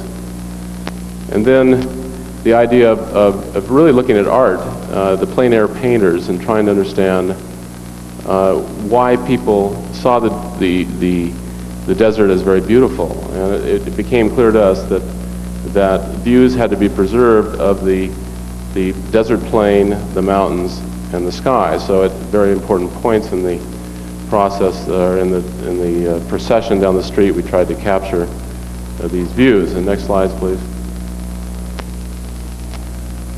Those actually go together, but it gives you an idea of the street. And then at the center of the town, we're recalling the desert, bringing the desert back. Actually, behind the berms are the community center and other public facilities, and then Mount Eisenhower in the background. Next slide, please. And then this is actually the experience as you were to drive through the Grove Gate. We've got some problems with Caltrans in this. We're in the process of dealing with them, but sort of bonehead about things. They don't know a good scheme when they see it. Next slide, please. And now LA Center, which is really a project in downtown Los Angeles, in John Kaliski land, is up next. And actually, it's just out of his area, but he has comments on it. I'm sure he'll do well on this. One of the thoughts, though, as beginning and trying to understand this, I might add that in the process here, we were brought in by Unical, who owned at the time about 13 acres on the west side of Harbor Freeway. And they were speaking about a situation where a property owner, among other property owners, a growing concern about their entitlements. And we're embarking on a course to represent their individual interests, but also the interests of the group. They hadn't really, at this point, formed the Central City West Association. They did finally, and then they proceeded to do a plan by others, and recently, about a month ago, Mark, was it a month or 2 months ago maybe? The plan was adopted by City Council. It's probably one of the only specific plans that may make it through, given the present political climate in Los Angeles. But we did a fair amount of research. In the process, we looked at where the center of Los Angeles was from the Pueblo, moved down Broadway and Spring, across 7th, so as time would have it, it moves closer to the freeway. It's in the process of moving down Figueroa and straddling the freeway, like many of our suburban cities, Glendale and among others. The freeway visibility is good for these corporate tenants. So we were asked to lay out, try to develop a rationale for the site and then lay out 5 million square feet, which is a fair amount of space and 6 buildings. And the site actually expanded from 12.5 acres to 18 acres. But it's interesting, when there's a lot of things about this project I won't go into, but we tried to blend the project in many ways with the city. There's sort of a transitional zone that happens to the west of the site. There's all types of traffic improvements that are included that extend miles and miles away that the developer and others are going to have to pay for. And there's the housing assessment that everyone seems to be contributing to today, which is all, I think, fair-minded and helps build and preserve our city, I think. But one of the things that I think that we were amazed by was the question of open space. And we did some research on open space in Los Angeles, and we discovered that Los Angeles, a garden city, about 4% of its surface area is devoted to public open space. Boston, it's about 9%. New York, it's 17%. San Francisco is about 11%. If you look at the Valley, which we have another project in, it's just over 3%. So it really tells you a little something about what the public realm in this city is all about. It's really it's about maybe it's private realm, but it's about barbecues and swimming pools and backyards rather than a commitment to public open space. And I might say that open space is important today. We have a rapidly changing ethnic mix in this town. A type of community is evolving where there's a greater tradition of public open space and use of public open space. But anyway, it became a very important thing, I think, in this project. It also, sort of the natural elements, light became important. So let's go to the next slides.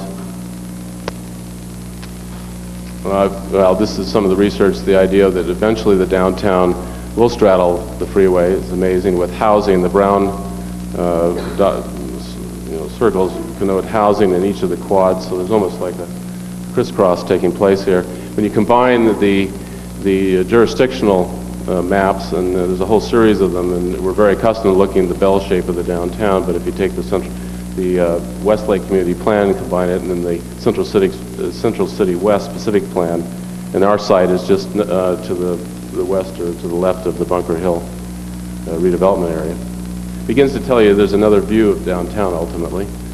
Next slides, please. And then the idea of open space. We took the position that open space was as important as the traffic improvements, and that some of the streets ought to be closed for pedestrian usage. And in essence, there should be a system of open space, if not freestanding parks, but at least tree-lined streets that actually connect a number of the existing areas like the MacArthur Park to the downtown, the Unical Hillman site, and the red there is the natural transition to the Union Bank Plaza landscaped area, which is connects to all the pedestrian bridges, so-called bridges in the Bunker Hill area. And you compare now in our plan, we developed 5.9 acres, which is really a significant amount of open space. It's all accessible to the public, open to the streets, and it's not enclosed within. Next slides, please. These are the models that were generated. The first phase project is to the left. There's 2 towers. We're currently in production drawings. The first one on the left there is the new Unical headquarters they just signed about 2 weeks ago. We'll be occupying that building. The 6th Street is to the left of that, goes out westerly.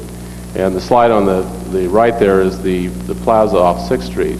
And one of the things was we brought Martha Schwartz in and Jim Carpenter, both are artists in their own right, but Martha's a landscape architect and Jim is into glass and technology. And we developed at the public level. I might add that there's retail and all the, along the face of the street, and that the podium is about 4 stories high, in the back, so it mimics the street and supports the street. The view corridors go through all that.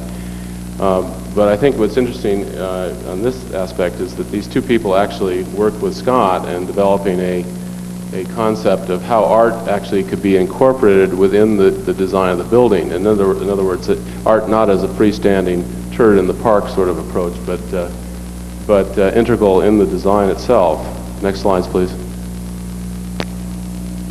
So Martha came up with this wild idea that she was going to recreate La Brea tar pits. Clearly Unical was going to occupy the building. So we have this stone arcade around and entrance, and then a very interesting kind of garden that's planted between the two. The two boxes actually represent a method for grade change, and actually the buildings are very different elevations, and we're able to equalize the grade within the frame. Next slide, please. And then working with Jim, we came up with this notion that the glass curtain wall at the entrance, actually 130 feet long and 60 feet high, where it's actually supported by wire and glass totally, suspended from the ceiling. And as the light changes, something about Los Angeles, light, as it changes, we get this prismatic effect across the lobby, which we think will be quite beautiful. And that concludes my presentation. Thank you.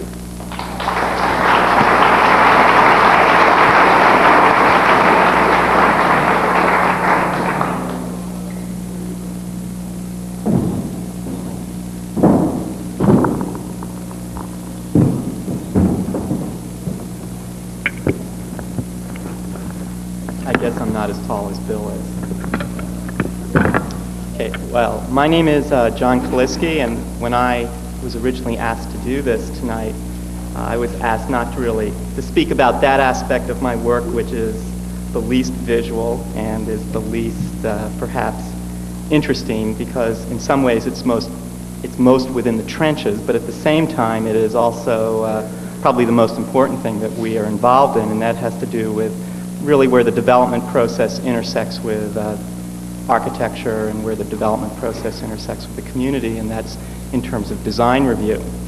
And there are two types of design review that we're involved in, and one of them I really don't want to spend too much time talking about, which is sort of the internal design review that exists within a large public bureaucracy, which I think is torturous and has more to do with the personalities of the people that you work with than any particular brilliance that we may have or don't have.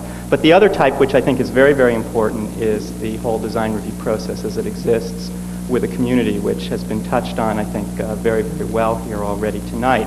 But I wanted to sort of run through a series of things very quickly about design review, which I think are of interest to me at least, and hopefully you'll find some interest in them also. The first thing basically has to do with why do we really have design review at this particular point in time, and why do we have public design review, and why should architects really be worried about this at all? The main reason is that there's no doubt at all that developments, particularly developments of the size that we've been seeing here tonight, impact their surroundings, and that the design of a project or the environment is the physical record and the symbol of both the success and the failure, and that there's no doubt at all that the public has redefined their definition of their interest in this public realm. And part of this is purely the spirit of the times. There is more involvement. There's a lot more information that's out there. People have a lot more access to it. But part of it is also just legal. In the state of California, we have something called the California Environmental Quality Act, or CEQA. And CEQA is something that basically has forced, at a public level of acknowledgement and record making, certain types of issues that have to be decided upon by public bodies, and one of the things that gets looked at is design. And I think a lot of the time it has less to do with aesthetics, but that the aesthetics become very, very important because they serve as a veil, so to speak, of a lot of other issues which might be hidden. The other reason that I think it's there is because we do live in a democracy. Some people have more access to that democratic process than others, but there's no doubt at all that over time decision-making in the United States has become increasingly localized, and that as it has become localized, people basically have taken more and more of an interest in what their immediate surroundings are because they feel to a large extent that they actually have a sense of empowerment to do something about that. And then there's actually a final reason also, which is that quite honestly, there's a tremendous amount of bad architecture and bad development. And in fact, most architecture and most development is really bad, and it's not surprising that people are very, very angry about it. I didn't want to spend a lot of time talking about examples of the types of things that we see that come across our desks every day, but we do see a lot of very, very interesting things, and I thought I'd mention a few, such as the university professor, I won't mention which university, in our city of Los Angeles, who designed an entire low-income housing project without any windows in the bedrooms, or the incessant developer after developer and architect after architect proposing internal shopping malls in the middle of downtown streets or streets in the middle of Hollywood, or the brilliant proposal to put an 80-story high-rise in which quite a bit of money had been spent in the middle of a residential neighborhood. Or, another thing that we constantly see has to do with, I think is a very touchy subject, particularly here at SCI-Arc, where I do teach, and I love teaching here, but there's no doubt at all that a tremendous amount of architecture that we see and that I have to respond to is about a very, very personal aesthetic that is basically hermetic and is more related to the culture of architecture than it is to the culture of cities. And these are all the types of things that basically are looked at. Well, basically, when you start looking at something and you're saying, well, this is why we have it, what is it in fact? And I think that the honest truth is that design review is not really about the design of buildings. Design review, in fact, is just another form of consensus building. I think that if the architects and the developers, and I think there were some good examples of people doing that successfully, but if more architects and developers had that in mind, they'd do a lot better through this process. It's basically about the physical parameters of projects and their relationships to the goals and objectives, wherever they're coming from. And they come from a lot of different places. Obviously, they come from the developers, they come from the communities, they come from the various public agencies, they come from all the various people who play within the process. Design review impacts the design, but in the end, the other great thing about design review is that no matter how it impacts the design, the architects still are the people who actually do it. And I think that the one thing that I can say about it is I'm completely unsympathetic to the idea that design review creates mediocrity. I think that only mediocre architects create mediocre buildings. And I'm absolutely convinced that any architect who's a good architect and who doesn't get exhausted by the process, and there's reasons why people get exhausted, but in all honesty, I don't think they have to do with design review. They probably have more to do with the fact that they're not getting paid. But I think that you can do very good things. Now I'm going to skip a couple of points because I know you've been here a long time and probably want to hear a conversation more than me just talking. But I do think that there are a series of things which architects at least can do a lot better, and this is based upon staffing several design review committees and watching the public react to them. One thing that I think architects have to do, and this is very, very obvious, is they have to listen a lot better.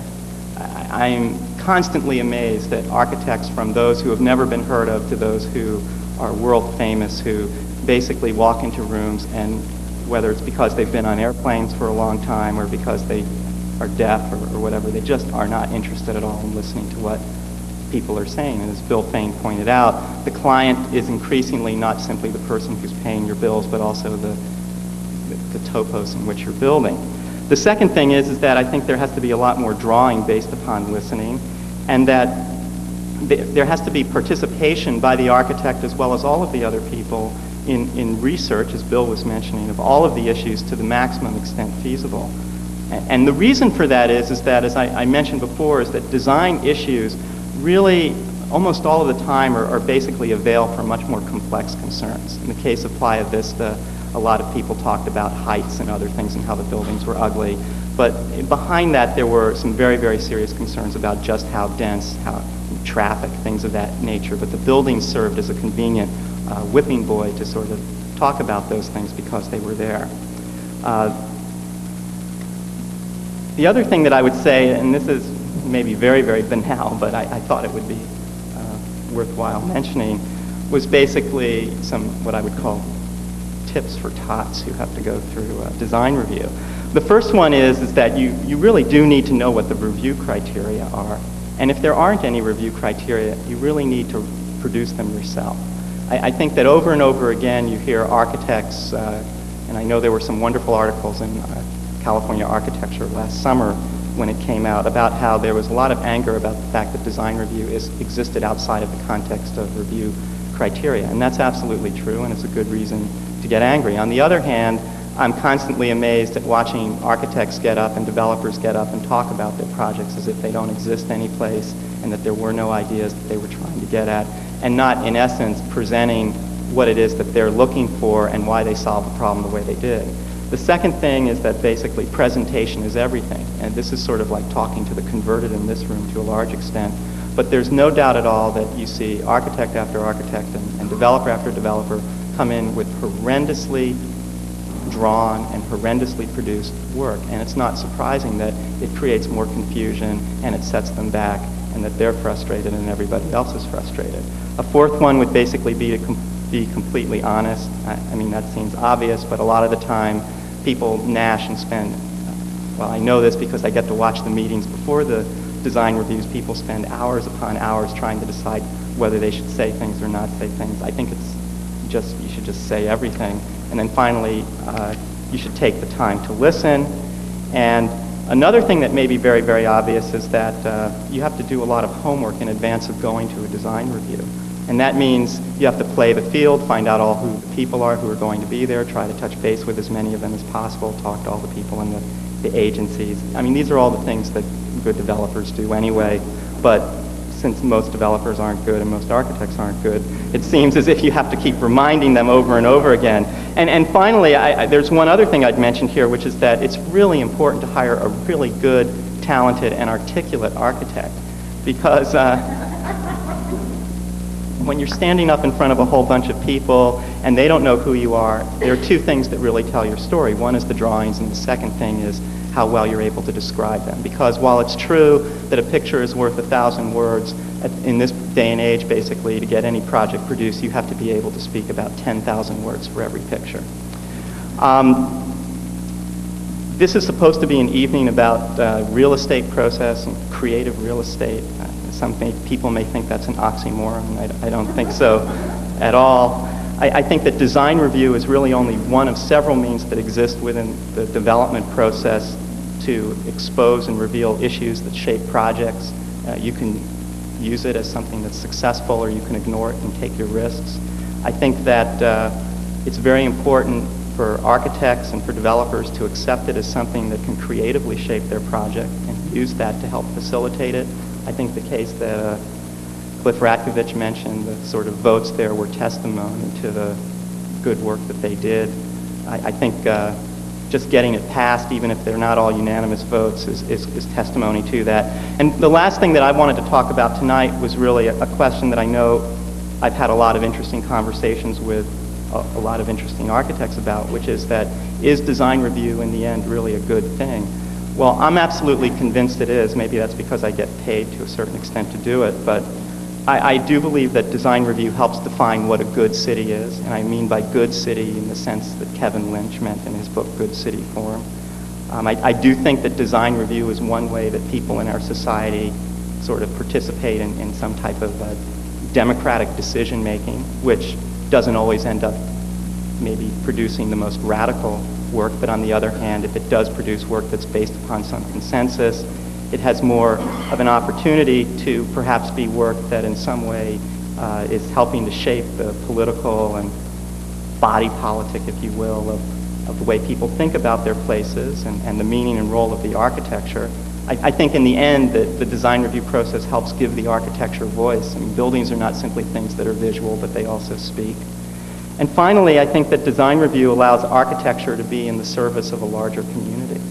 It helps architects and developers reach to and get closer to their greater objectives, and certainly it helps communities get closer to theirs.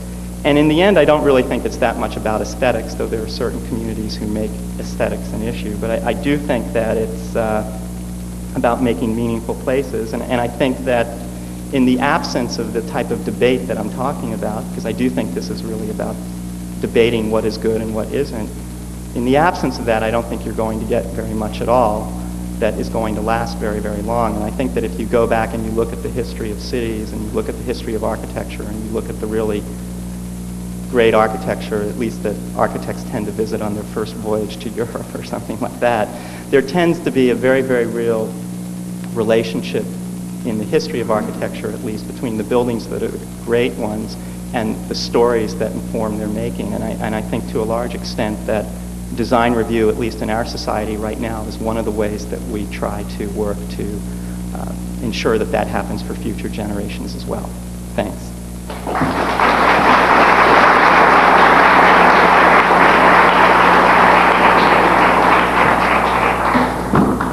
We can have the lights. We're going to be here just a few more minutes. I know you're all tired. If any of you wrote questions, just pass them over to this side. I'll get started with the panelists, and then we'll go from there.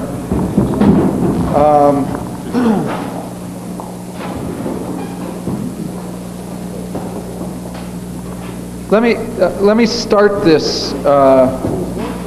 Just pass them over to this side. I'll get started with the panelists, and then we'll go from there.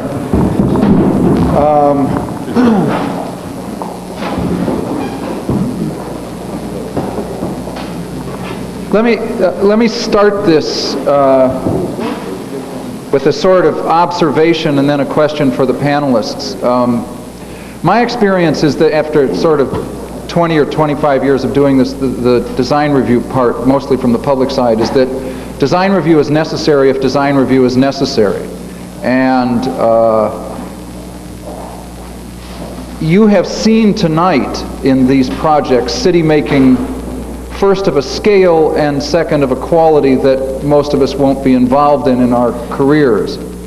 And virtually every one of the projects that you saw had the quality established before the design review process that was articulated by the last speaker was in place. Before that design review process took place, particularly the contextual issues of decent city making were addressed. I want to ask the panelists, I guess, A, if you disagree, then skip answering the question. But if you agree with what I'm saying, did it happen because you actually believed in the good city making, or was it because you decided it was an essential part of getting an approval in today's arena, or some combination of those? I think you can share the microphone here. Do you all want to avoid that? Is this working? Yeah, you can pull it out, I think. That's probably a good idea. Well, you asked, I think, more than one question, and the last part of it is the one that caught my attention. The issue of design standards, I have to say, has been probably the most hotly debated topic at our design team meetings. And as you can imagine from the participants I described, the opinions go all over the lot. We haven't really figured out what we're going to do in all candor. I think our belief to this point, and again, there's a kind of paucity of architectural imagery in my show, but I think what we believe is that the definition of a certain level of urban design guideline is going to carry us a long way. We feel, to quote one of our members, that no design guidelines can make a great architecture. They certainly can help prevent disasters. I think our opinion on this project is to create a basic set of guidelines which in fact will prevent disasters, but equally as important, if not more, to try to hire good architects. In regard to the second point, I think it certainly should be mentioned. It would be disingenuous to pretend as a developer that our interest is purely urban form and urban design, lest I be accused of not admitting it. Certainly, our firm wants to be profitable as well. We will not be profitable unless we're approved. So obviously there is a motivation in terms of being responsive to a lot of the very complex issues that we face, motivated toward getting the project approved. That's a given. However, we feel we've been fortunate in our situation in that a lot of the issues that we feel we have to deal with in order to get approved are in fact ones that are good issues, the right issues, and one which responded to as best we can are going to in fact make the project more profitable.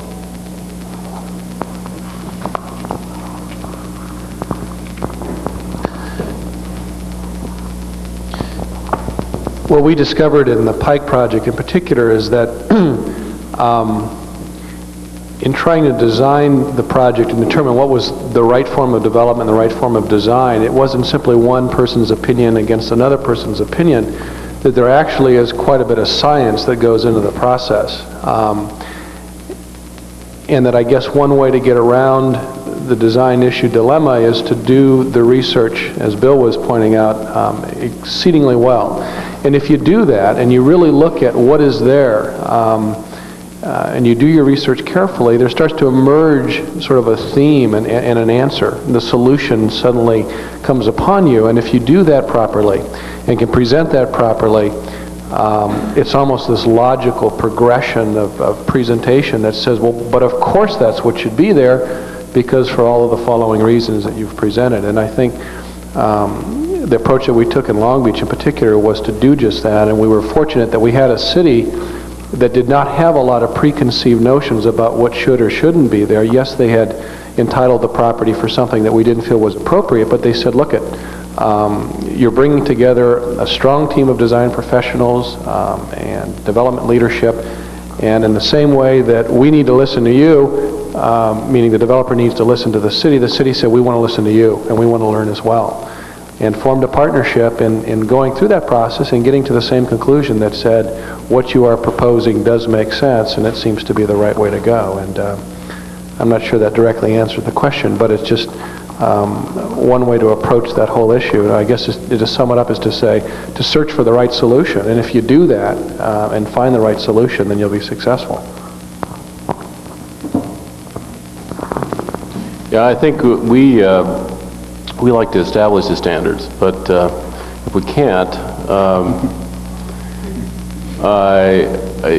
one of the problems developers have, and I think designers have, is if you're confronted with a situation, and I think in Los Angeles we are today, where everything is totally discretionary, that if there is something that's spelled out before you begin the process, you're so much better off when you get through it, because you don't go through the gyrations of misunderstanding.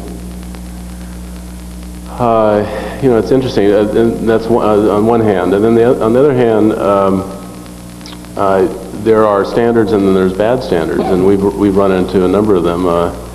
We did a project on Rodeo Drive not too long ago, designed for a storefront.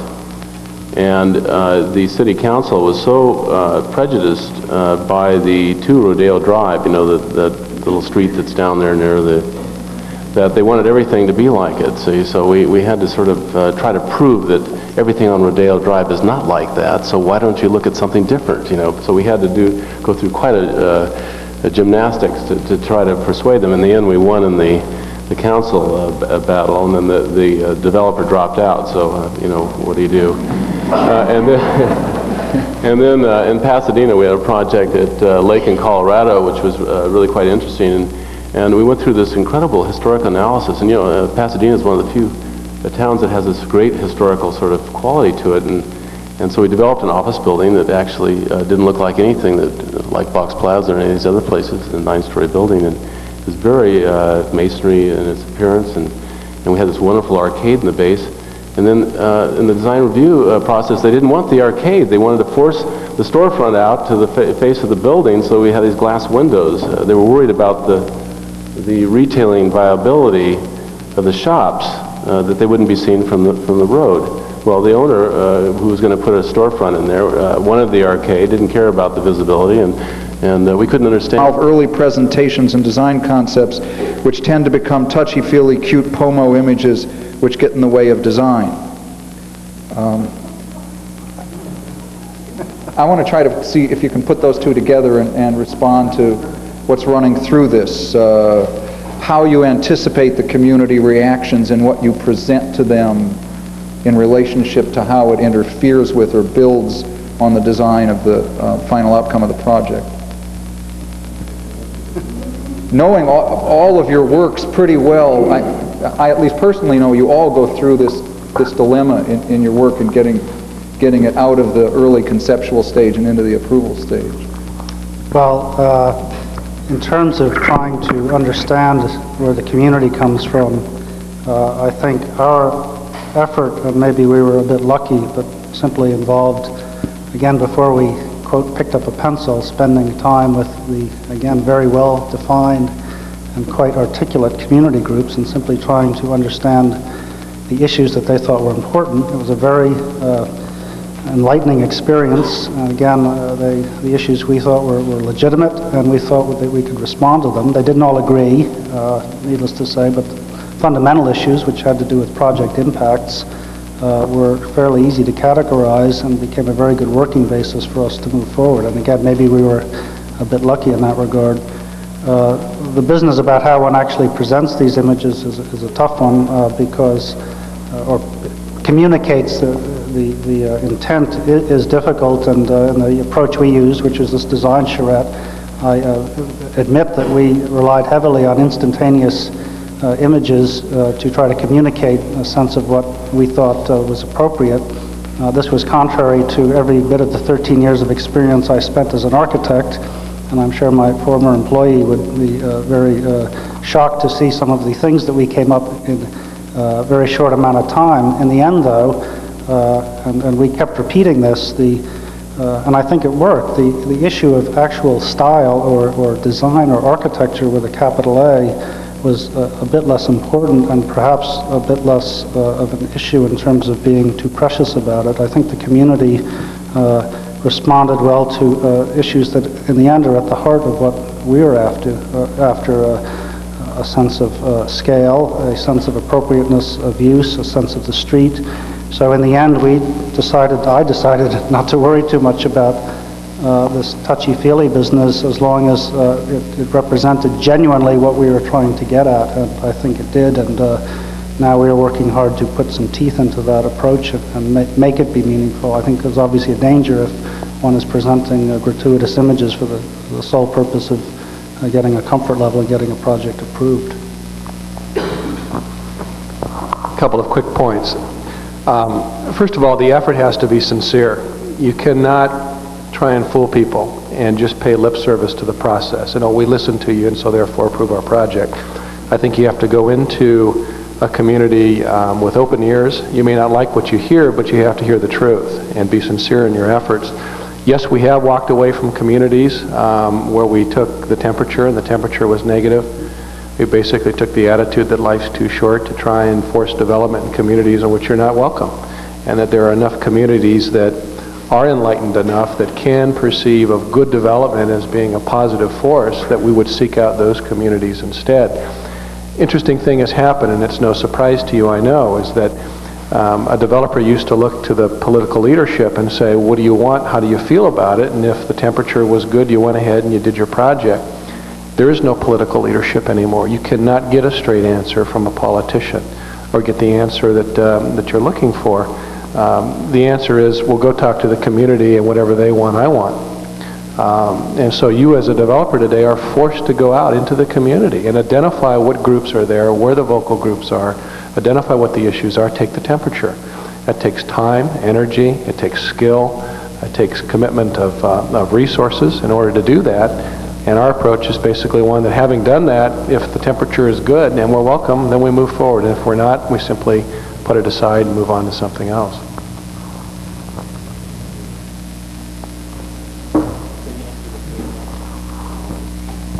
Yeah, I think it's interesting about this is the Los Angeles metropolitan area is very different in its various parts.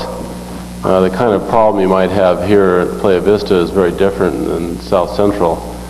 That is that where development might be welcome, it may not want to go.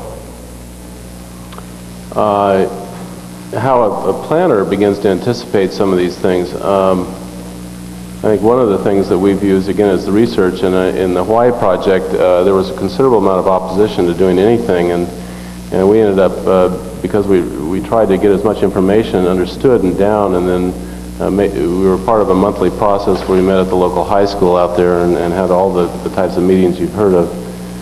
We found that the community actually became an advocate for the plan, and we began to fight with the community against City Hall, which is kind of a different kind of approach.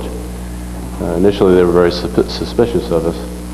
So I think being educated and being receptive and all the things that I mentioned here are very, very important. I think it's tough as a designer to put yourself in a position that is continually changing, because I think you have to balance the desire to act or take a lead with that of being more deferential, and that is allowing others to design. And I think that takes a great deal of tolerance, and it takes a lot of flexibility and a lot of,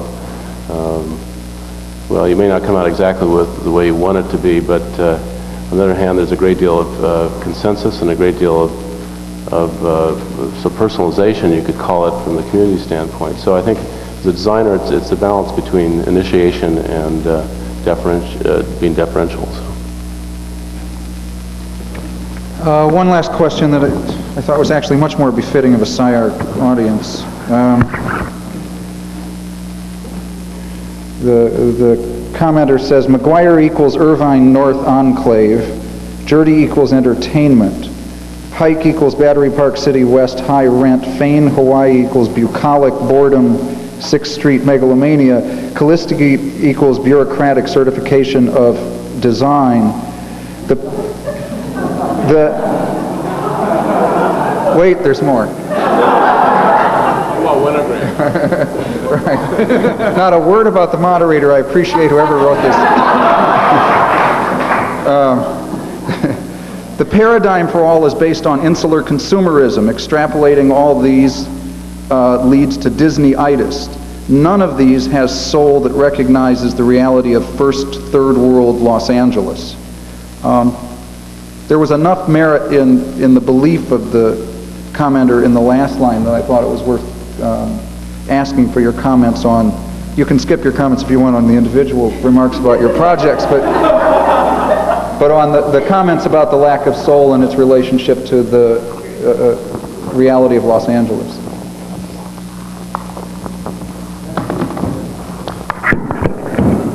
Well, I'm certainly not going to defend these guys who are standing next to me, but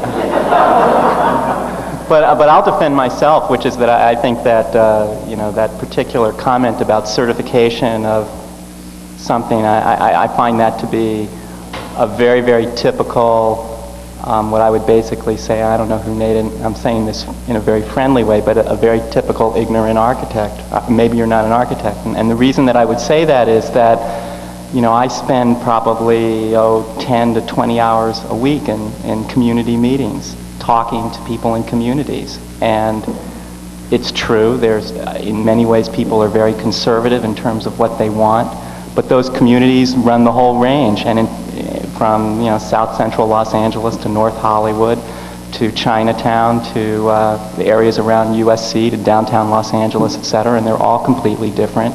And they all have different images of themselves, and they all think of themselves in very, very different ways. But the things that are common among them is that they are all increasingly insisting upon having a voice in the process. And if, somebody wants to say that what we're doing is certifying in some bureaucratic way what that voice is, well, my only answer to that would be, that's fine. In fact, I'm proud if that's the particular, if I got that good message across to you.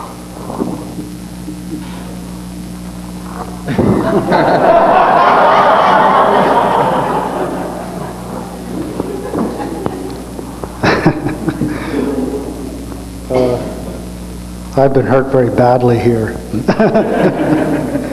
Clearly, I haven't communicated according to John's standards, but I understand the provocative nature of the comment. I think one thing that I would say, whether or not Playa Vista is going to become Irvine North, which I'll return to the architecture business very quickly if it does. I think one thing that, and I'm again new to this business, but the development community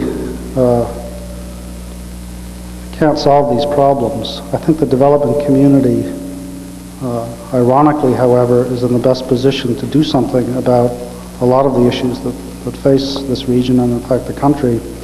But they need to be motivated to do that. And a certain amount of that comes from community input, a certain amount comes from the leadership of the jurisdictions. Developers, again, we're not white knights.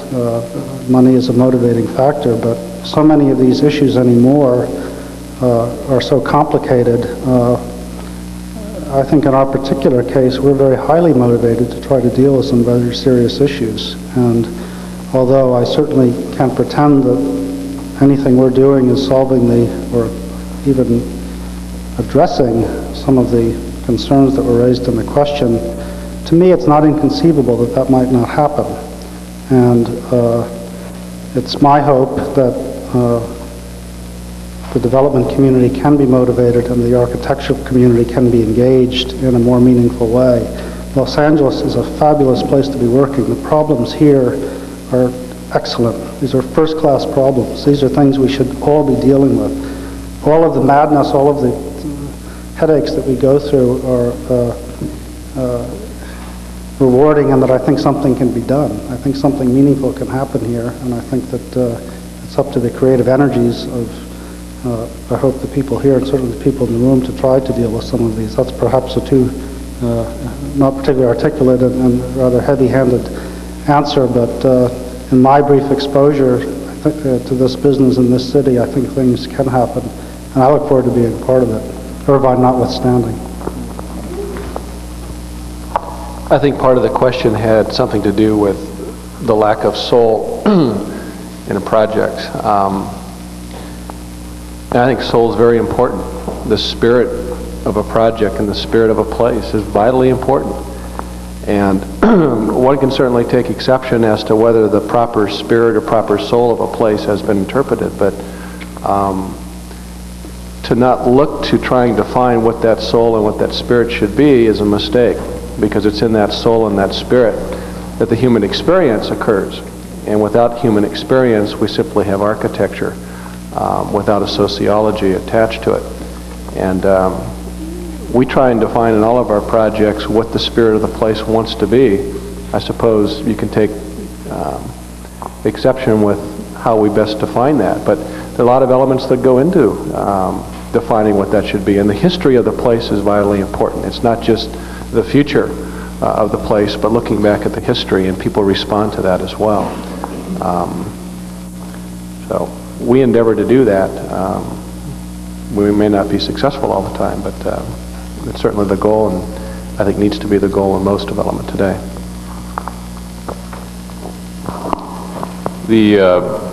A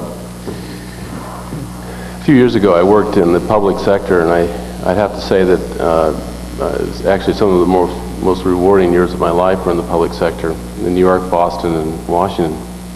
And I think in many ways the luxury that we had is we could begin to address some of these issues that are more global relative to our society, and absolutely need to be addressed. I think by definition in a private practice you're constrained by certain cliental necessities, but nevertheless the kind of issues still exist. I always like actually a presentation was given by Ed Helfeld a few years ago when he talked about the downtown, and he referred to one side of the downtown is sort of the haves and the other side of the downtown is the have-not. That is, that all the energy and resources of the Gold Coast was going into one side, and his objective was to somehow channel that resource to the benefit of the other side. And I have to say that efforts in that area need to be introduced. I think they are being introduced in our community now, and certain areas of the community can receive certain elements of prosperity, or they can determine their own destiny, but they'll have the resources to be able to do it, and a whole host of land uses and economic opportunities. So. I want to thank everybody. I want to invite Rosemary Raven back up for a few concluding remarks. Well, I want to thank you all first for getting here this night, this very critical night that the Lakers are facing life or death, and the outcome will await us. I don't know what's happened, but anyway, I want to thank you for coming, and I particularly want to thank the moderator and all of these very talented gentlemen after a hard day to come here and talk to us about this.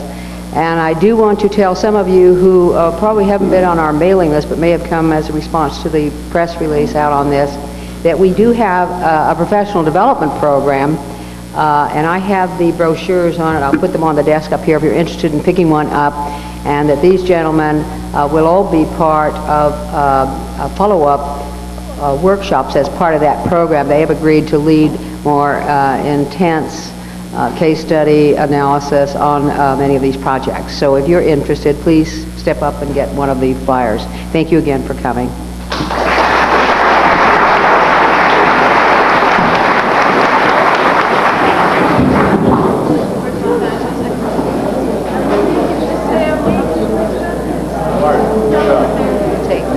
I will also put up on the table, it's just been brought up, some brochures on a First Echo Cities Conference in Los Angeles. You may be interested in attending.